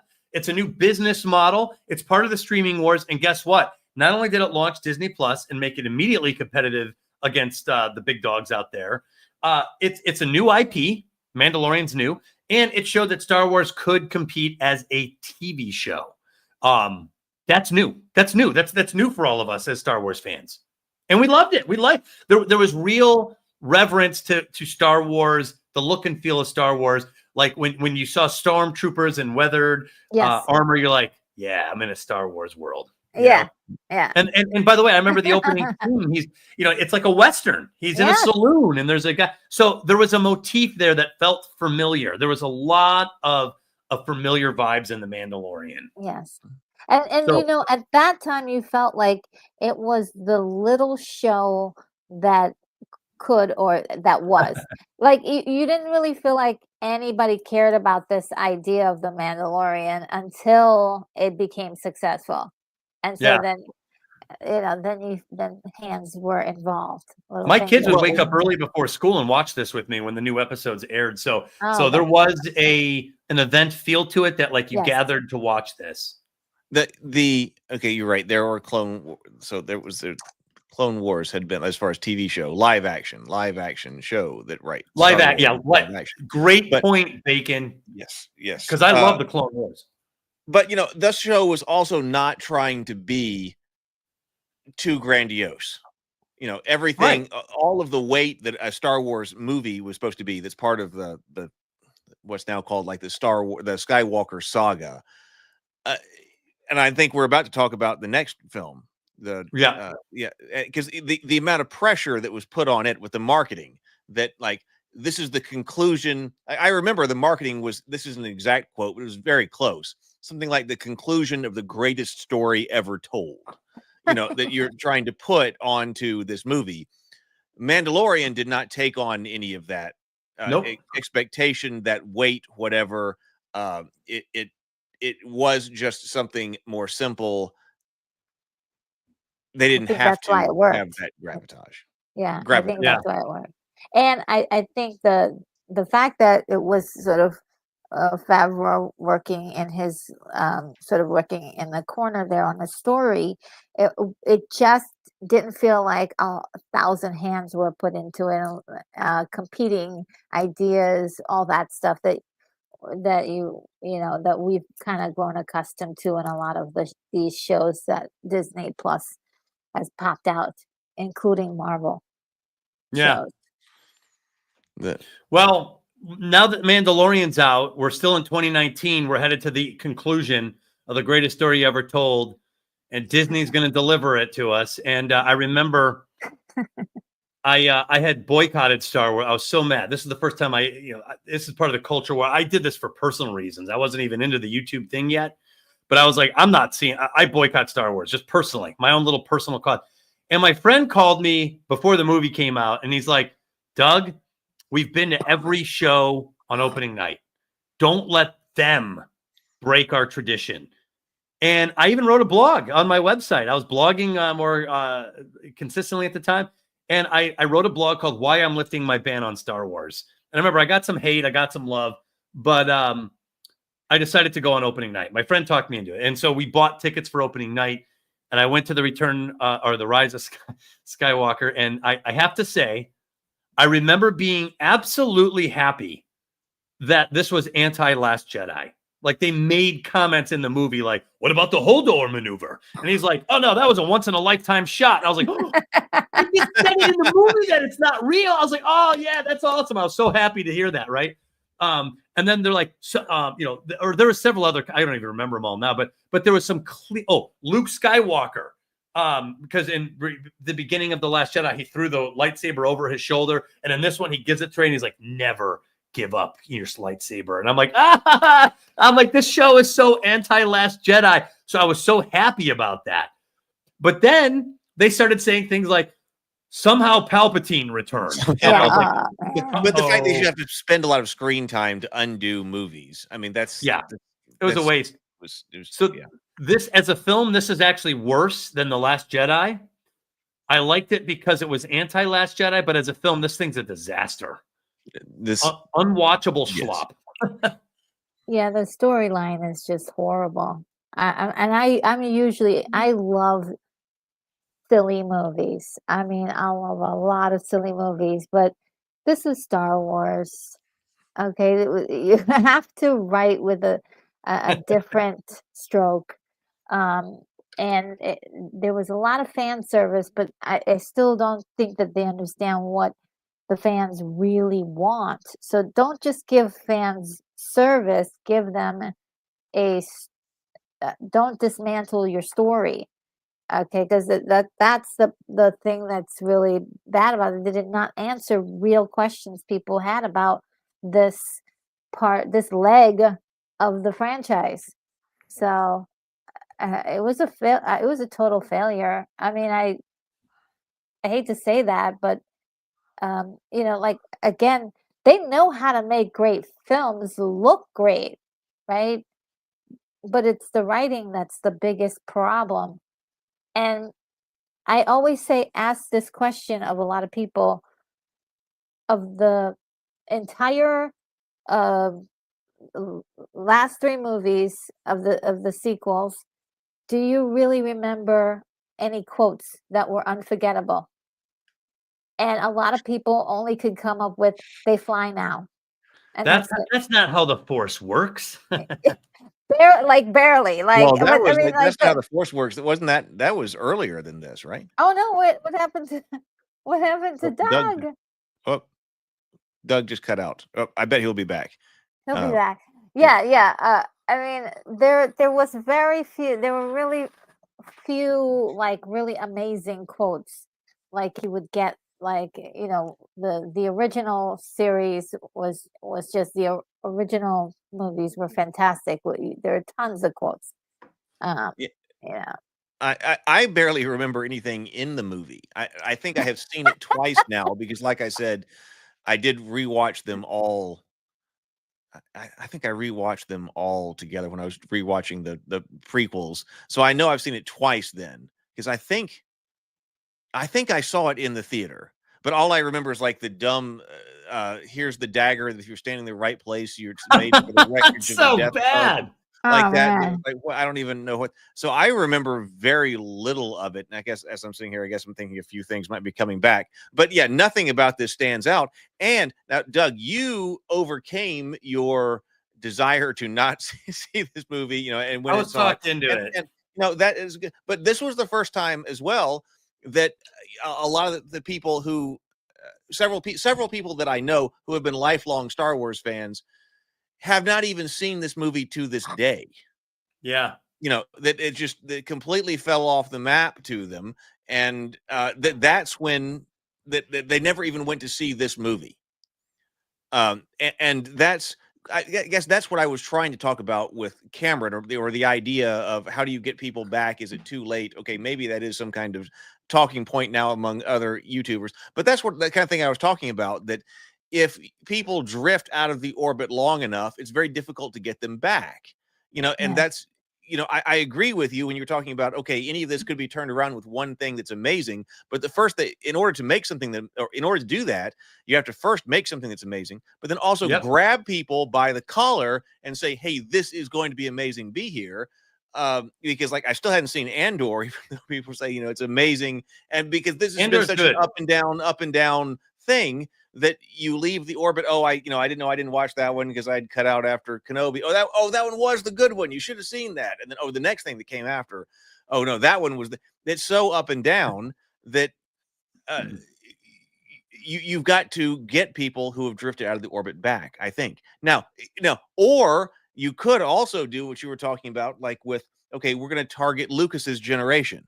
We're not going to worry about trying to get back, my aunt to watch Star Wars again, even though she's been a Star Wars fan since the original trilogy. We're not going to try to get her back. We know exactly the kind of thing to show to Lucas that will just make this explode. Okay, now that is another way. Either way, you got to figure out something that you grab some audience by the collar and tell them this is amazing, pay attention to this, and put them in the seats. I think the next CEO will need to do that, or the president. But I still think you have to target Gen X. We, our late baby boomer moms and dads love this stuff. And we love this stuff. We are the core of where this fandom came. But no, I still give credit to millennials. They absolutely embraced the prequel trilogy for their own reasons, and they revitalized Star Wars. But I think you really need Gen X on board, because I think if we don't like it, there's going to be a clash. If we like it, we'll win the argument in the end, because I think we know good Star Wars, and we knew this wasn't. And I think that's part of the problem. They lost us, and they found out that the rest of the audience just wasn't buying what they were selling. The problem with trying to connect, it's a higher risk strategy if you say we're going to go straight to Gen Alpha, for instance. We're going to try to connect to that. It's a higher risk strategy, because then you don't have someone else to guide people into this. This is like the older cousin effect. I think that's what it's called, like in Dungeons and Dragons. And isn't that right? Yeah. It's something like that. When you have somebody, some older friend, some older brother, it could be literally older cousin, but I think that's like the metaphor that's used to guide people in and say, hey, this is cool. And that's one of the reasons millennials, older millennials, Gen X, that kind of stuff. I know you've got stuff about like the Star Cruiser and things like that. When you're marketing that, those are the people who have money now. They have money, and that they could actually take someone Lucas's age. I would love to do that. That's the kind of thing that I would love to do. My brother and I love Star Wars. Hey, let's go take the nephews, his kids, to one of the Star Wars theme parks. Okay, so it's got to appeal to the people who are actually have the money, and are going to be the customers and going to buy the ticket. You can't make Star Wars World only for 7 to 10-year-olds, because they can't show up on their own. The parents don't. Yeah, all right. Absolutely. You go into. Oh, go ahead. Yeah. So Rise of Skywalker came out, earned very little money. By all standards, that this was not positive. Lucasfilm now had egg on its face. You had an unsuccessful trilogy with a passionate fan base rejecting it on its own merits, and then you had this sort of other fan base attacking to defend it, and you're in the thick of it. And this still goes on to some extent, but I think our side is pretty clearly won. The people saying we're a bunch of bigots for hating this film have really disappeared. I feel perfectly comfortable saying what I think now about it, whereas before I'd be like, man, I don't even want to put my opinion out there. I'll get jumped. I'll be attacked, if I do. So I didn't feel that.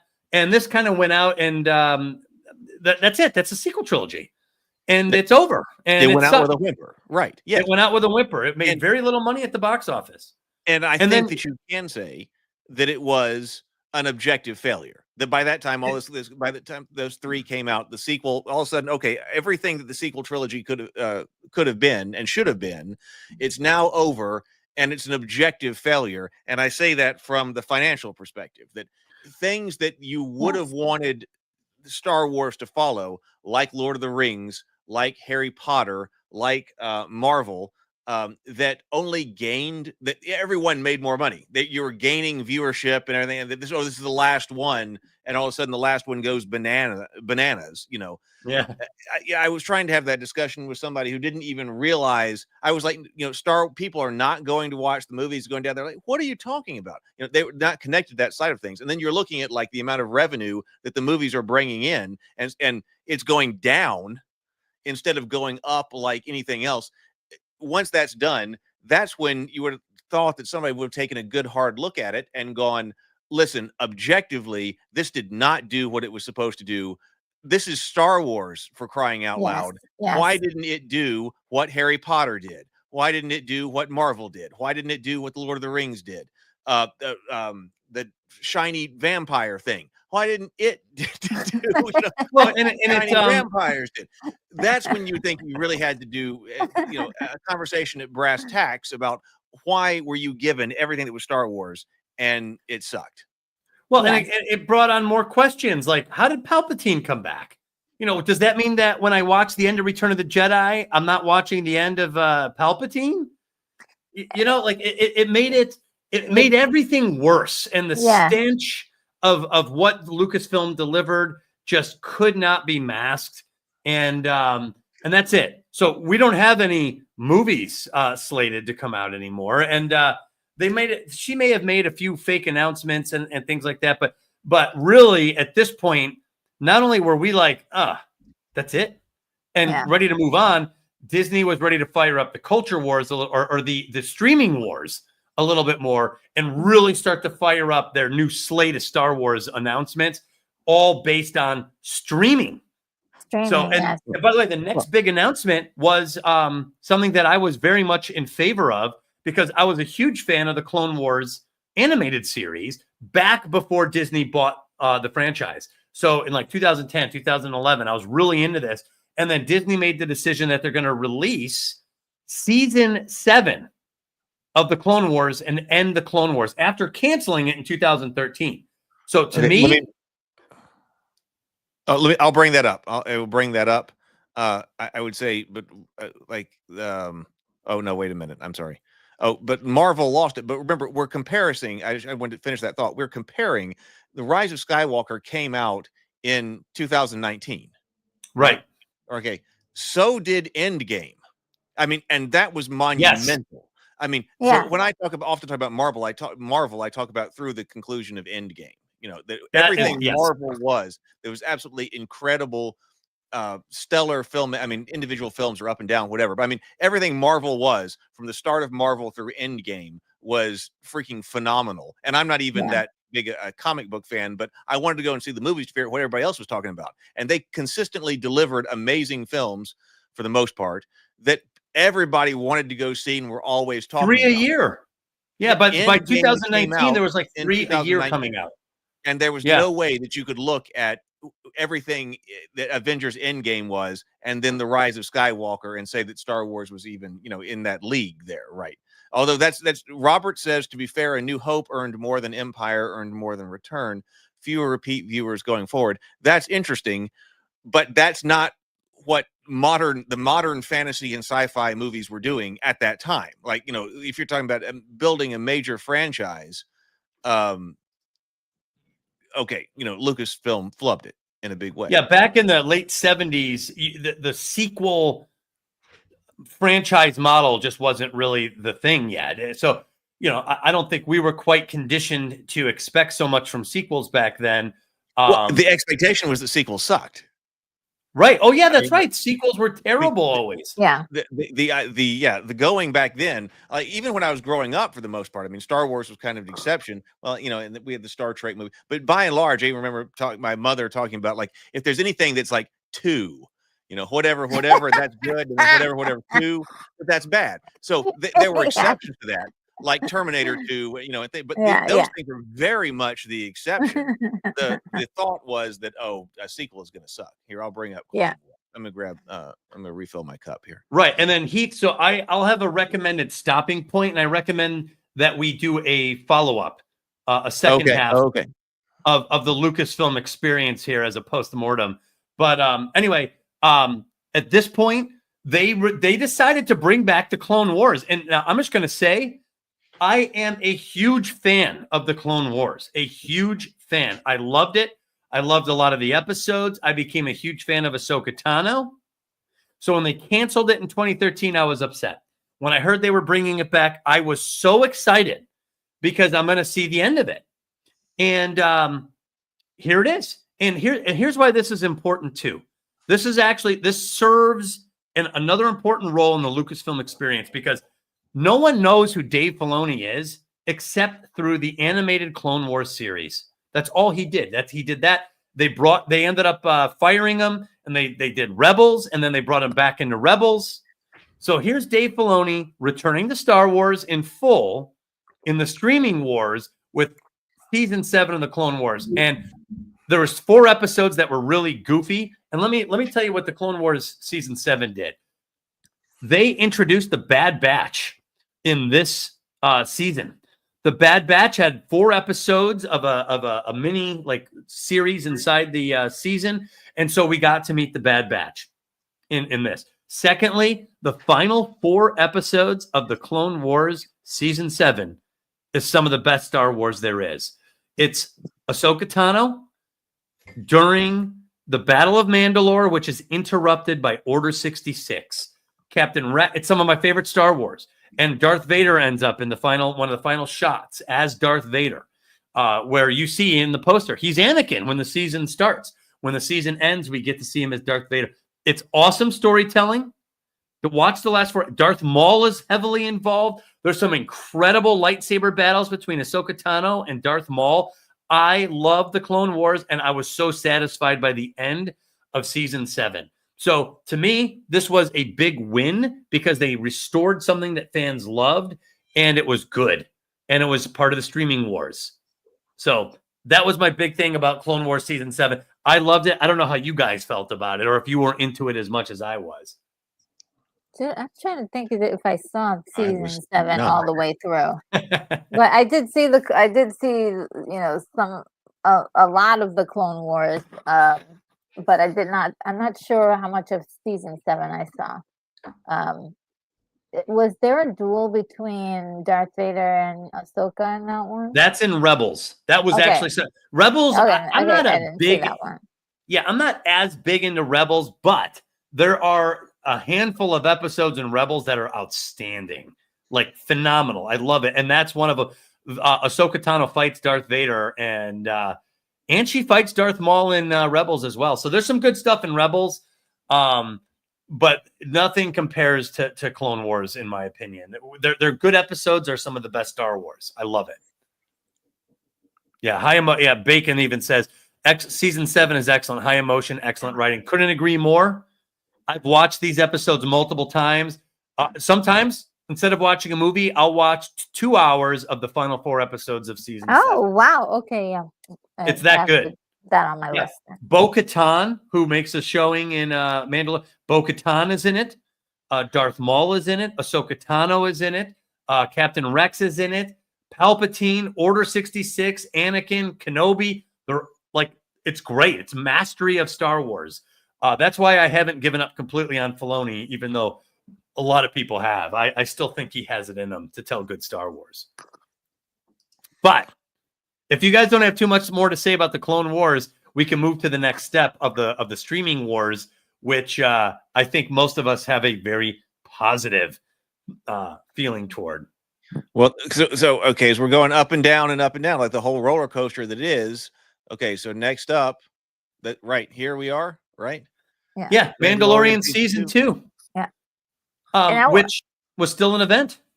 It was still an event. Right. Peak. I think it was peak for Star Wars fans. If you consider streaming, Disney Plus streaming, this was peak for old school Star Wars fans. I agree, because I was still watching this as it was coming out. It was still an event. Every time it came out, you had to watch it. This was a big deal. Like I said, even though people talk about Andor, and I haven't seen it yet, I mean, Andor was not the kind of must-see event TV stuff that was going on that Mandalorian season 2 was. So correct. We are still at the hype. We are at the hype. In fact, this probably was just like you just said, retro. Yes, the high point of Star Wars on TV. And after this, there's so much Star Wars on TV, I can't even watch. I mean, that's a criticism for like this. That I hear from people, including my There's a brother. It's like, decline. there's so much to watch that okay, eventually you stop. That's an advantage of the movie format. That okay, this movie is coming out, everybody needs to go and see this. Now you're getting a lot. Following Mandalorian season 2, we're about to get a lot more Star Wars TV. Yes. Right. Now, let me point something out. So we had the absolute disaster of Rise of Skywalker ending the sequel trilogy. And remember, I said there's beginning to be this new dynamic in the Star Wars fandom and in Lucasfilm, that there is a pro Kathleen Kennedy group who is responsible for the sequel trilogy and Solo. And now there's this new emerging Favreau group who produced The Mandalorian season 1. And now we have Filoni coming in and doing Clone Wars season 7. And here's another Favreau effort in Clone Wars season 2. And I remember the rising tide of belief that Kennedy was on her way out and that Favreau was about to take over. And I remember at the end of 2019, Spider-Man Far From Home. Spider-Man No Way Home came out, which was a blowout hit.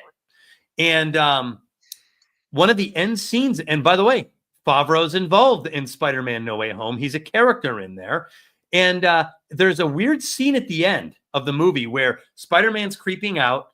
Hold on. Spider-Man No Way Home was 2020, I believe, right? Or was that 2021? Hold on. Spider-Man I don't know. No Way Home. No Way Home was 2020. Okay, so that hasn't come out yet. So I'm just going to remind everybody, Favreau's stock is on the rise. And Retro, you just said Mandalorian season 2 is like peak, old school, fan-centric Star Wars led by Favreau. There's starting to be speculation that she's done. She busted Star Wars, and the numbers prove it. And Favreau and his gang are making Star Wars that people like, right? And how did Mandalorian season 2 end? The final episode. Show the picture. Yes. With The glorious, of return course. of Luke Skywalker is on a TV show that everyone loves. Yeah. And I remember freaking the F out when I was watching this. I was watching, and the way it is they're all trapped in this like control room, and this X-Wing comes in, and Gina Carano's Cara Dune is in the scene, and Pedro Pascal, they're all in there. And I'm literally like, who is that? And then they show this guy come out, and I remember watching it, and I was really slow to figure this out because I was like, there's no way it's Luke. And then the green lightsaber comes out, and the black-clad Jedi, and I was like, what? And then R2-D2 is in the scene, and I'm looking at Return of the Jedi, Mark Hamill, Luke Skywalker. I haven't seen him since 1983. R2's next to him, and he's kicking ass with his green lightsaber. I had an emotional reaction that I wasn't prepared for. And I mean, how did you guys feel when you saw this? Shocked. Well, yeah. Fantastic. Yeah. I mean, I think I watched it, but I think there was the stuff going on the internet. Something big has happened here, and I think therefore I rushed to watch it. I don't know if I watched it exactly when it first came, like that particular episode or something, but I was like, what has happened?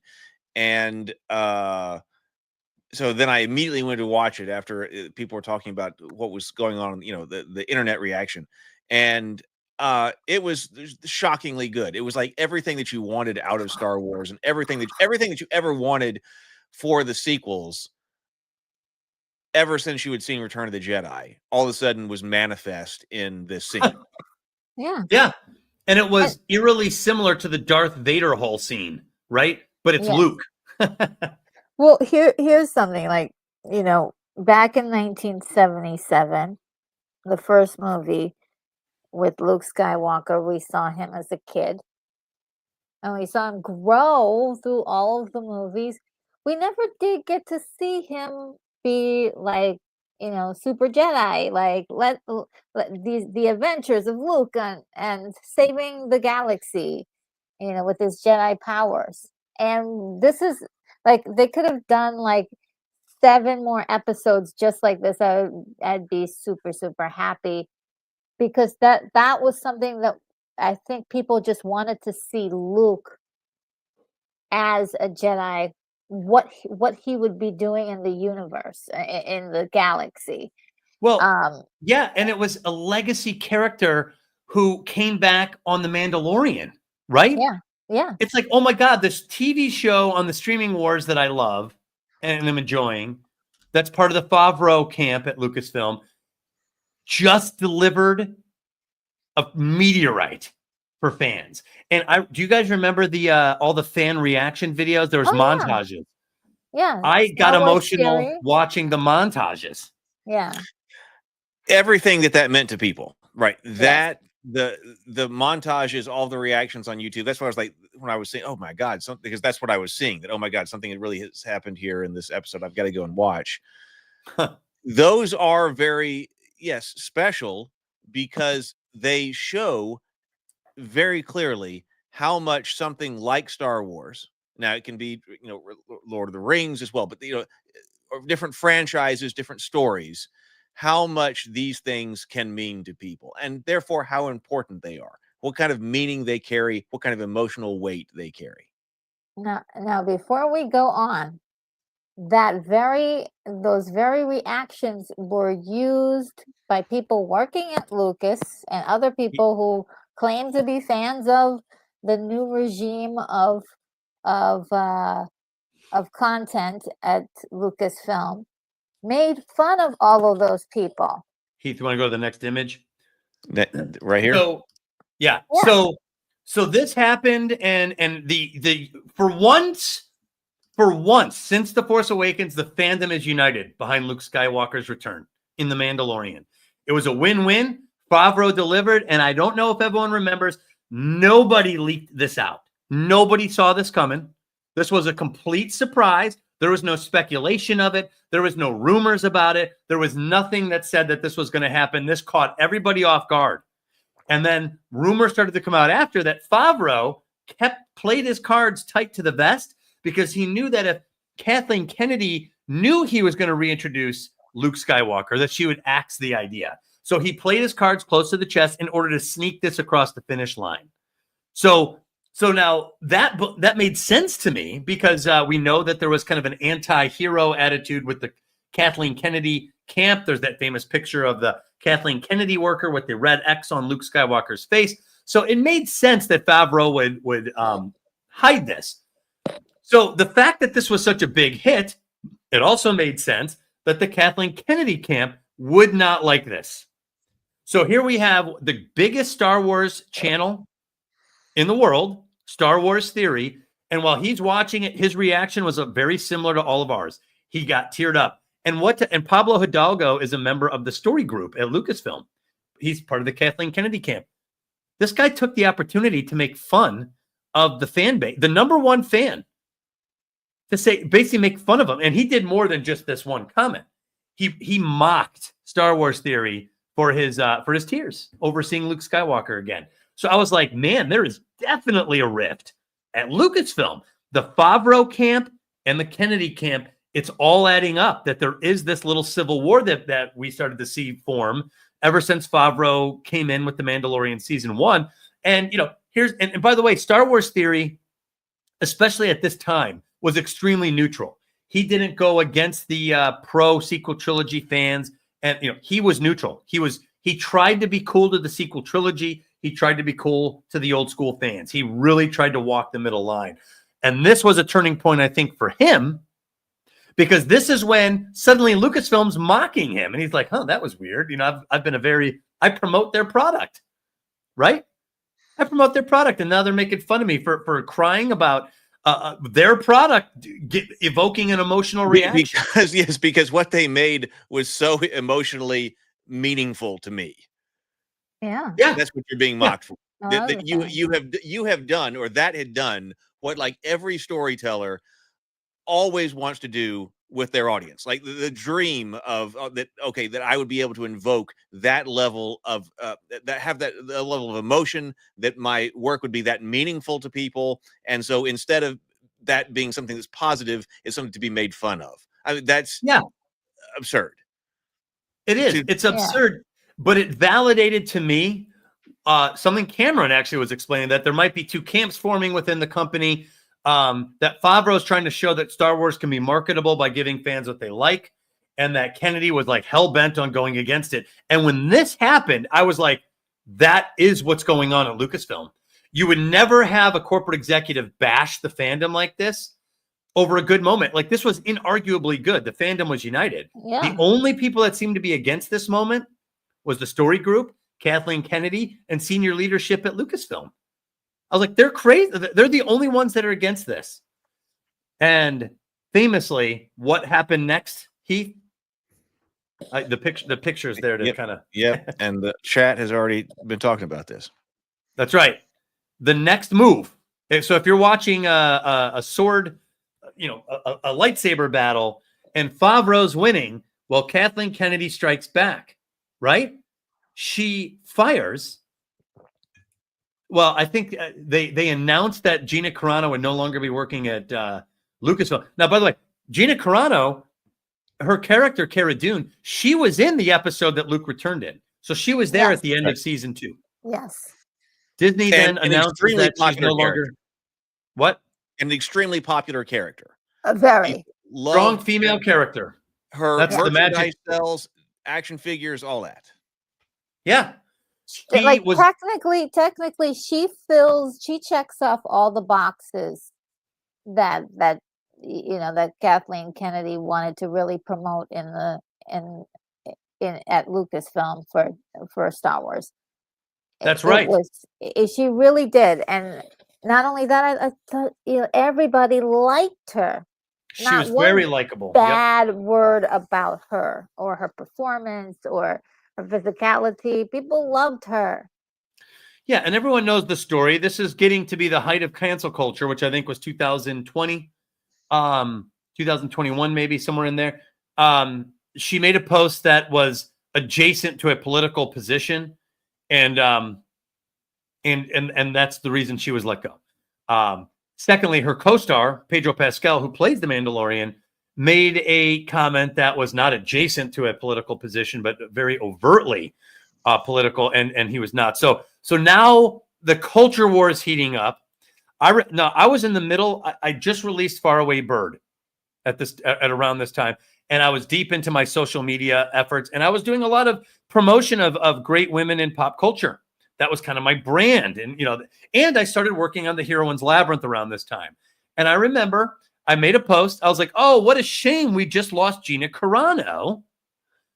Here's this great, and every day I made that post, and every day afterward, the culture war heated up around her.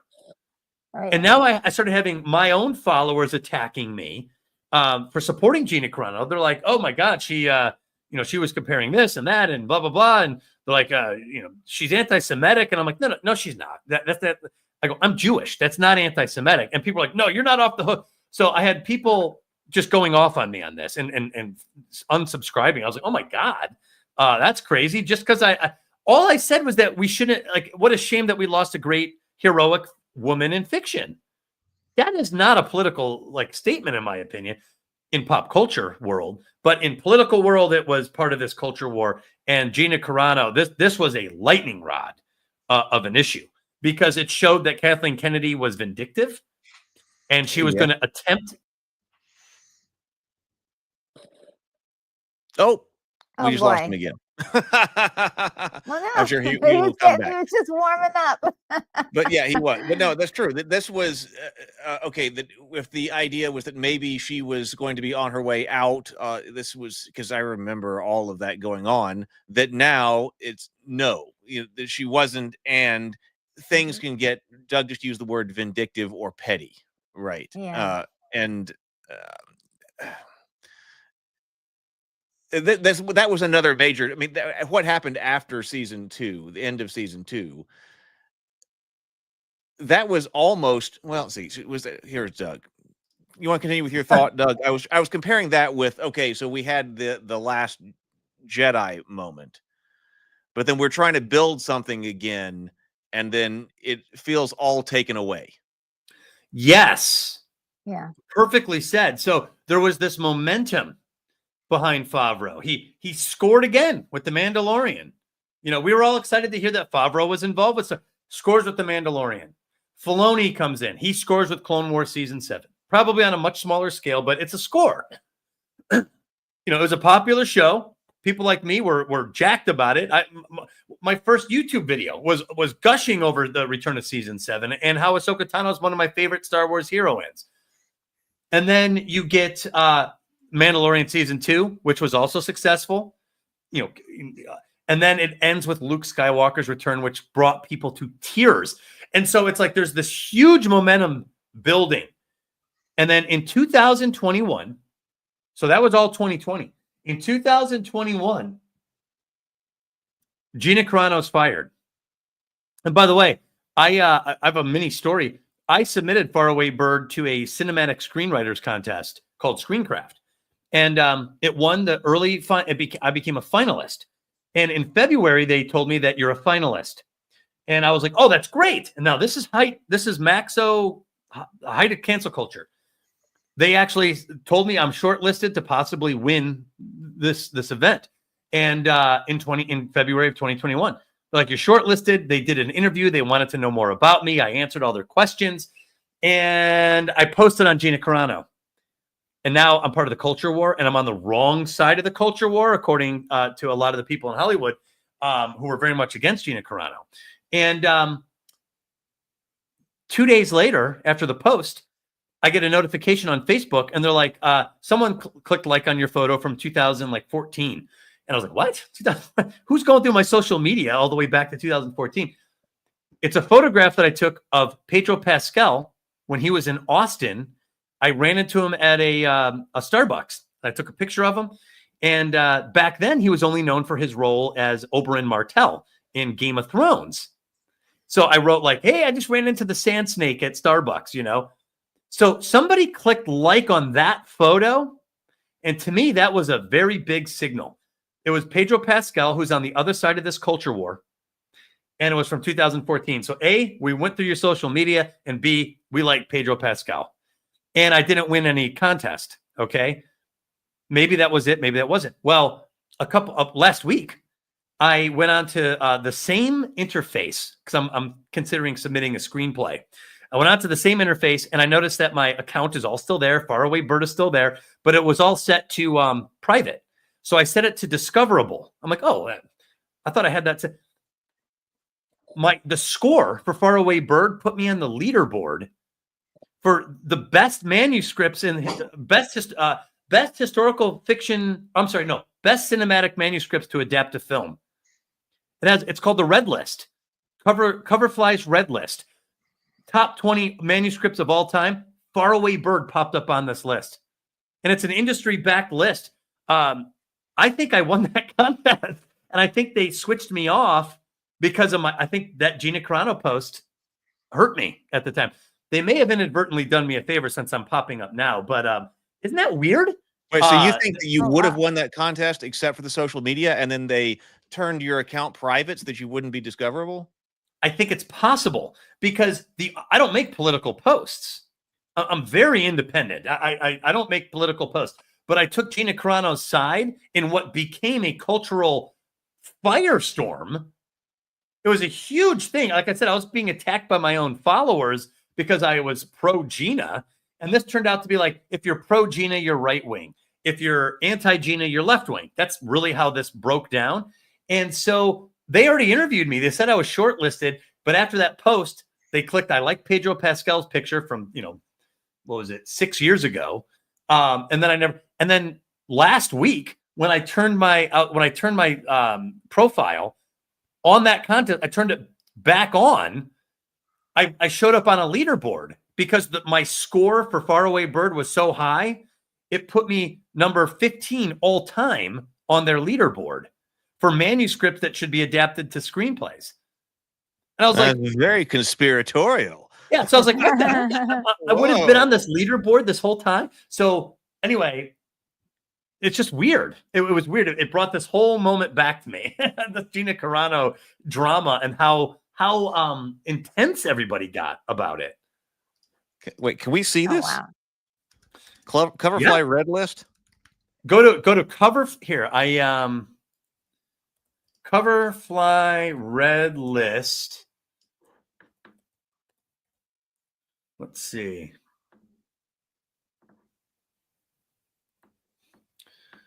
Yeah, here I'll.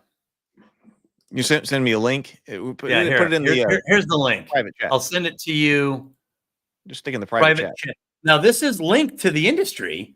And again, I just popped up last week for this. There's the link. And you have to scroll down. I am number. Okay, hold on. So here we are. Top rated book manuscripts projects this year. Wait a second. Where am I here? Wait, that might have been the wrong year. Hold on. That says this year. Yeah, mine is on the all-time list. Hold on a second. Let me send you a better link.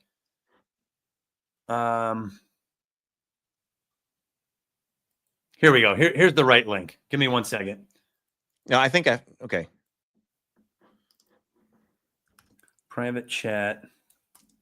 There you go. That's the correct link. Okay. Oh, number 16 all time. This is the all-time list. Number 6, number 9, 10, 11, 12, 13, 14, 15. There we go. Faraway Bird. There we go. Yeah. From the brothels to the bathhouses, a poor girl named Theodora learns to embrace her exploitation and let go of the people she loves most.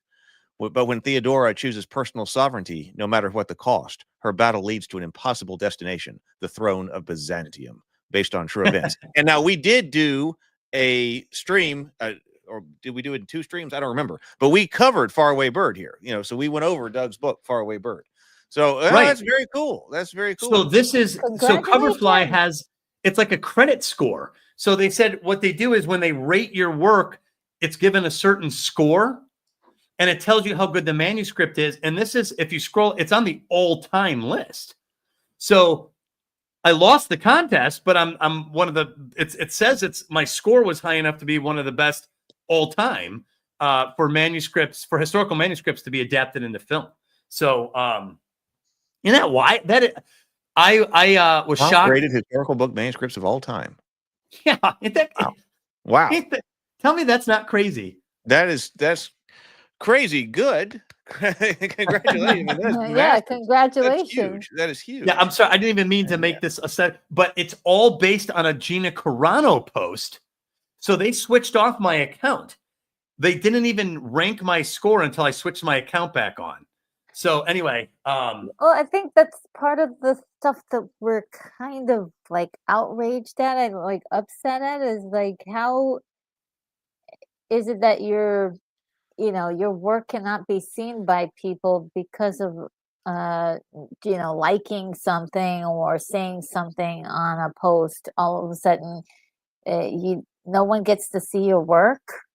How does I don't understand that, but that is the method of cancel culture that I hope we can figure out a way to get around it. I was announced as a finalist in February 2021.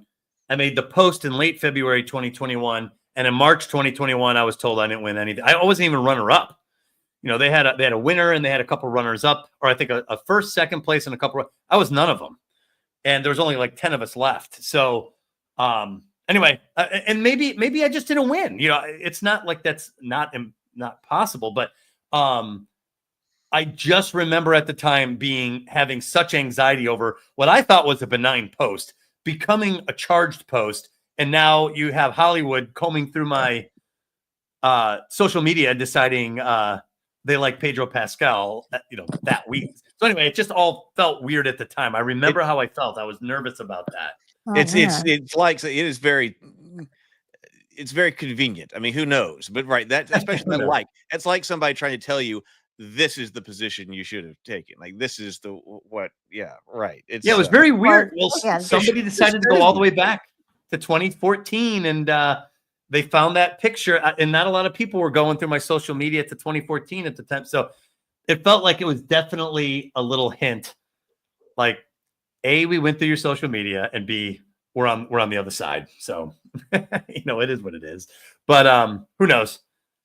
It was just part of the culture war. My main. I haven't told Cameron about it yet. I think I mentioned that I was on the red list, but I didn't tell him this whole story yet. Oh, he needs to know that story next time we're talking to him. Yeah, I got to tell him. Robert says they were looking for wrongthink. That's what They might have been. I was worried about it at the time. And then last week, of all things, I just wrote an adaptation of Faraway Bird for a pilot episode. And I gave it to Cameron. I have to work on it. But because of it, I went back into this format, this cover fly. And there was my old Faraway Bird set to private. And when I turned it back on, they're like, oh, you're on the leaderboard. I'm like, what? Leaderboard? So anyway, it reminded me of how I felt during cancel culture is during the Gina Carano thing. That's the main part of the story. That's fascinating. Very suspicious. Who knows? So, maybe nothing, but certainly sounds suspicious. Yeah. And we can bookmark it here if you want to. There's definitely more to this story, the Lucasfilm journey, the ups and the downs, and some other pivotal moments. But this I think that, we should continue. I think this is a good thing to continue really with. Juicy. But we've been going for 3 hours and 40 minutes. So maybe we do a part 2 of this discussion.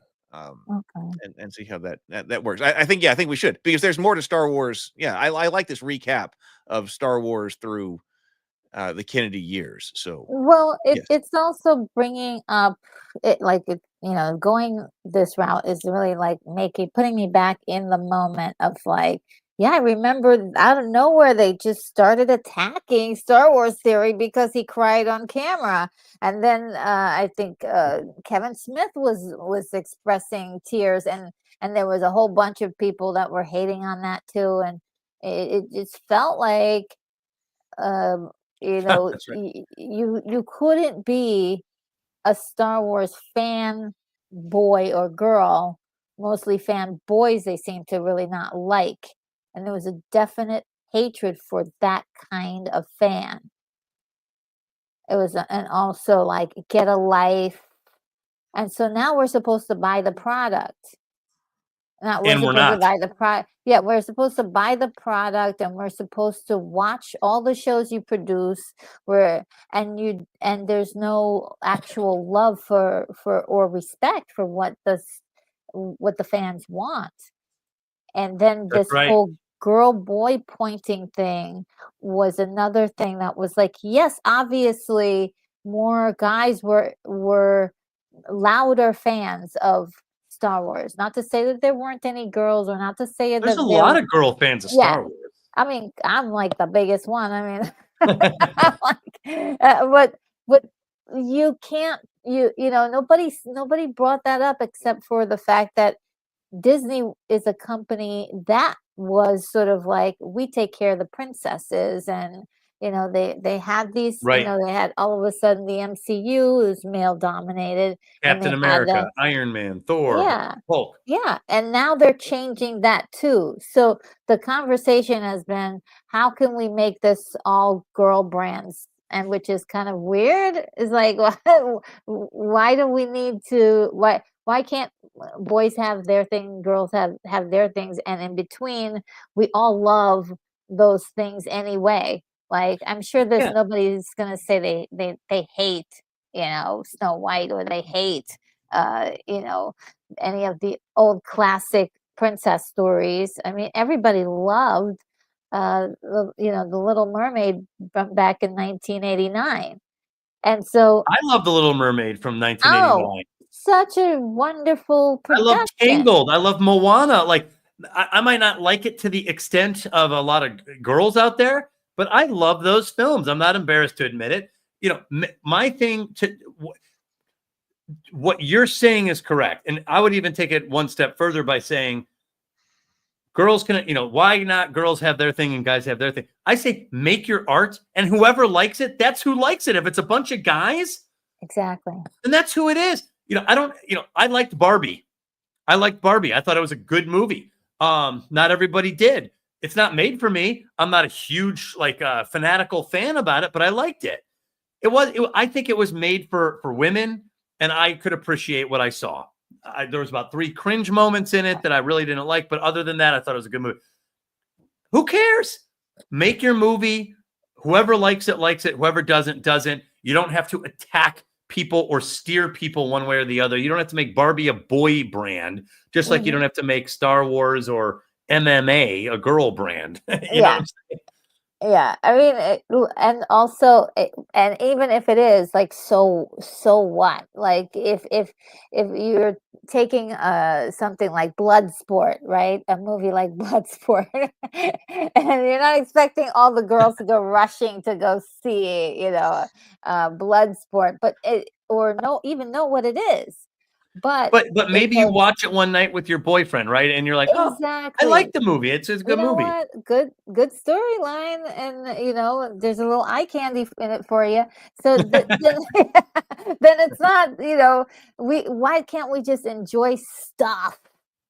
I agree. And not really like, okay, we're gonna gear this so we can get this kind of an audience, and the old fanboys, we'll put some things in there, but not really satisfying them with really a good story.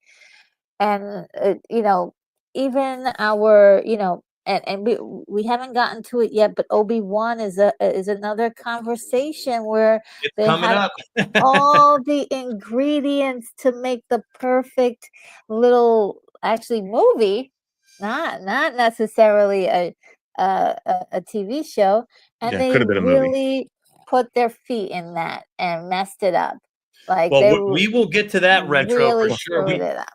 Do we want to say, or you want to go on a bit more? Or do you want to meet next week, next Tuesday, to do this, to continue with a part 2?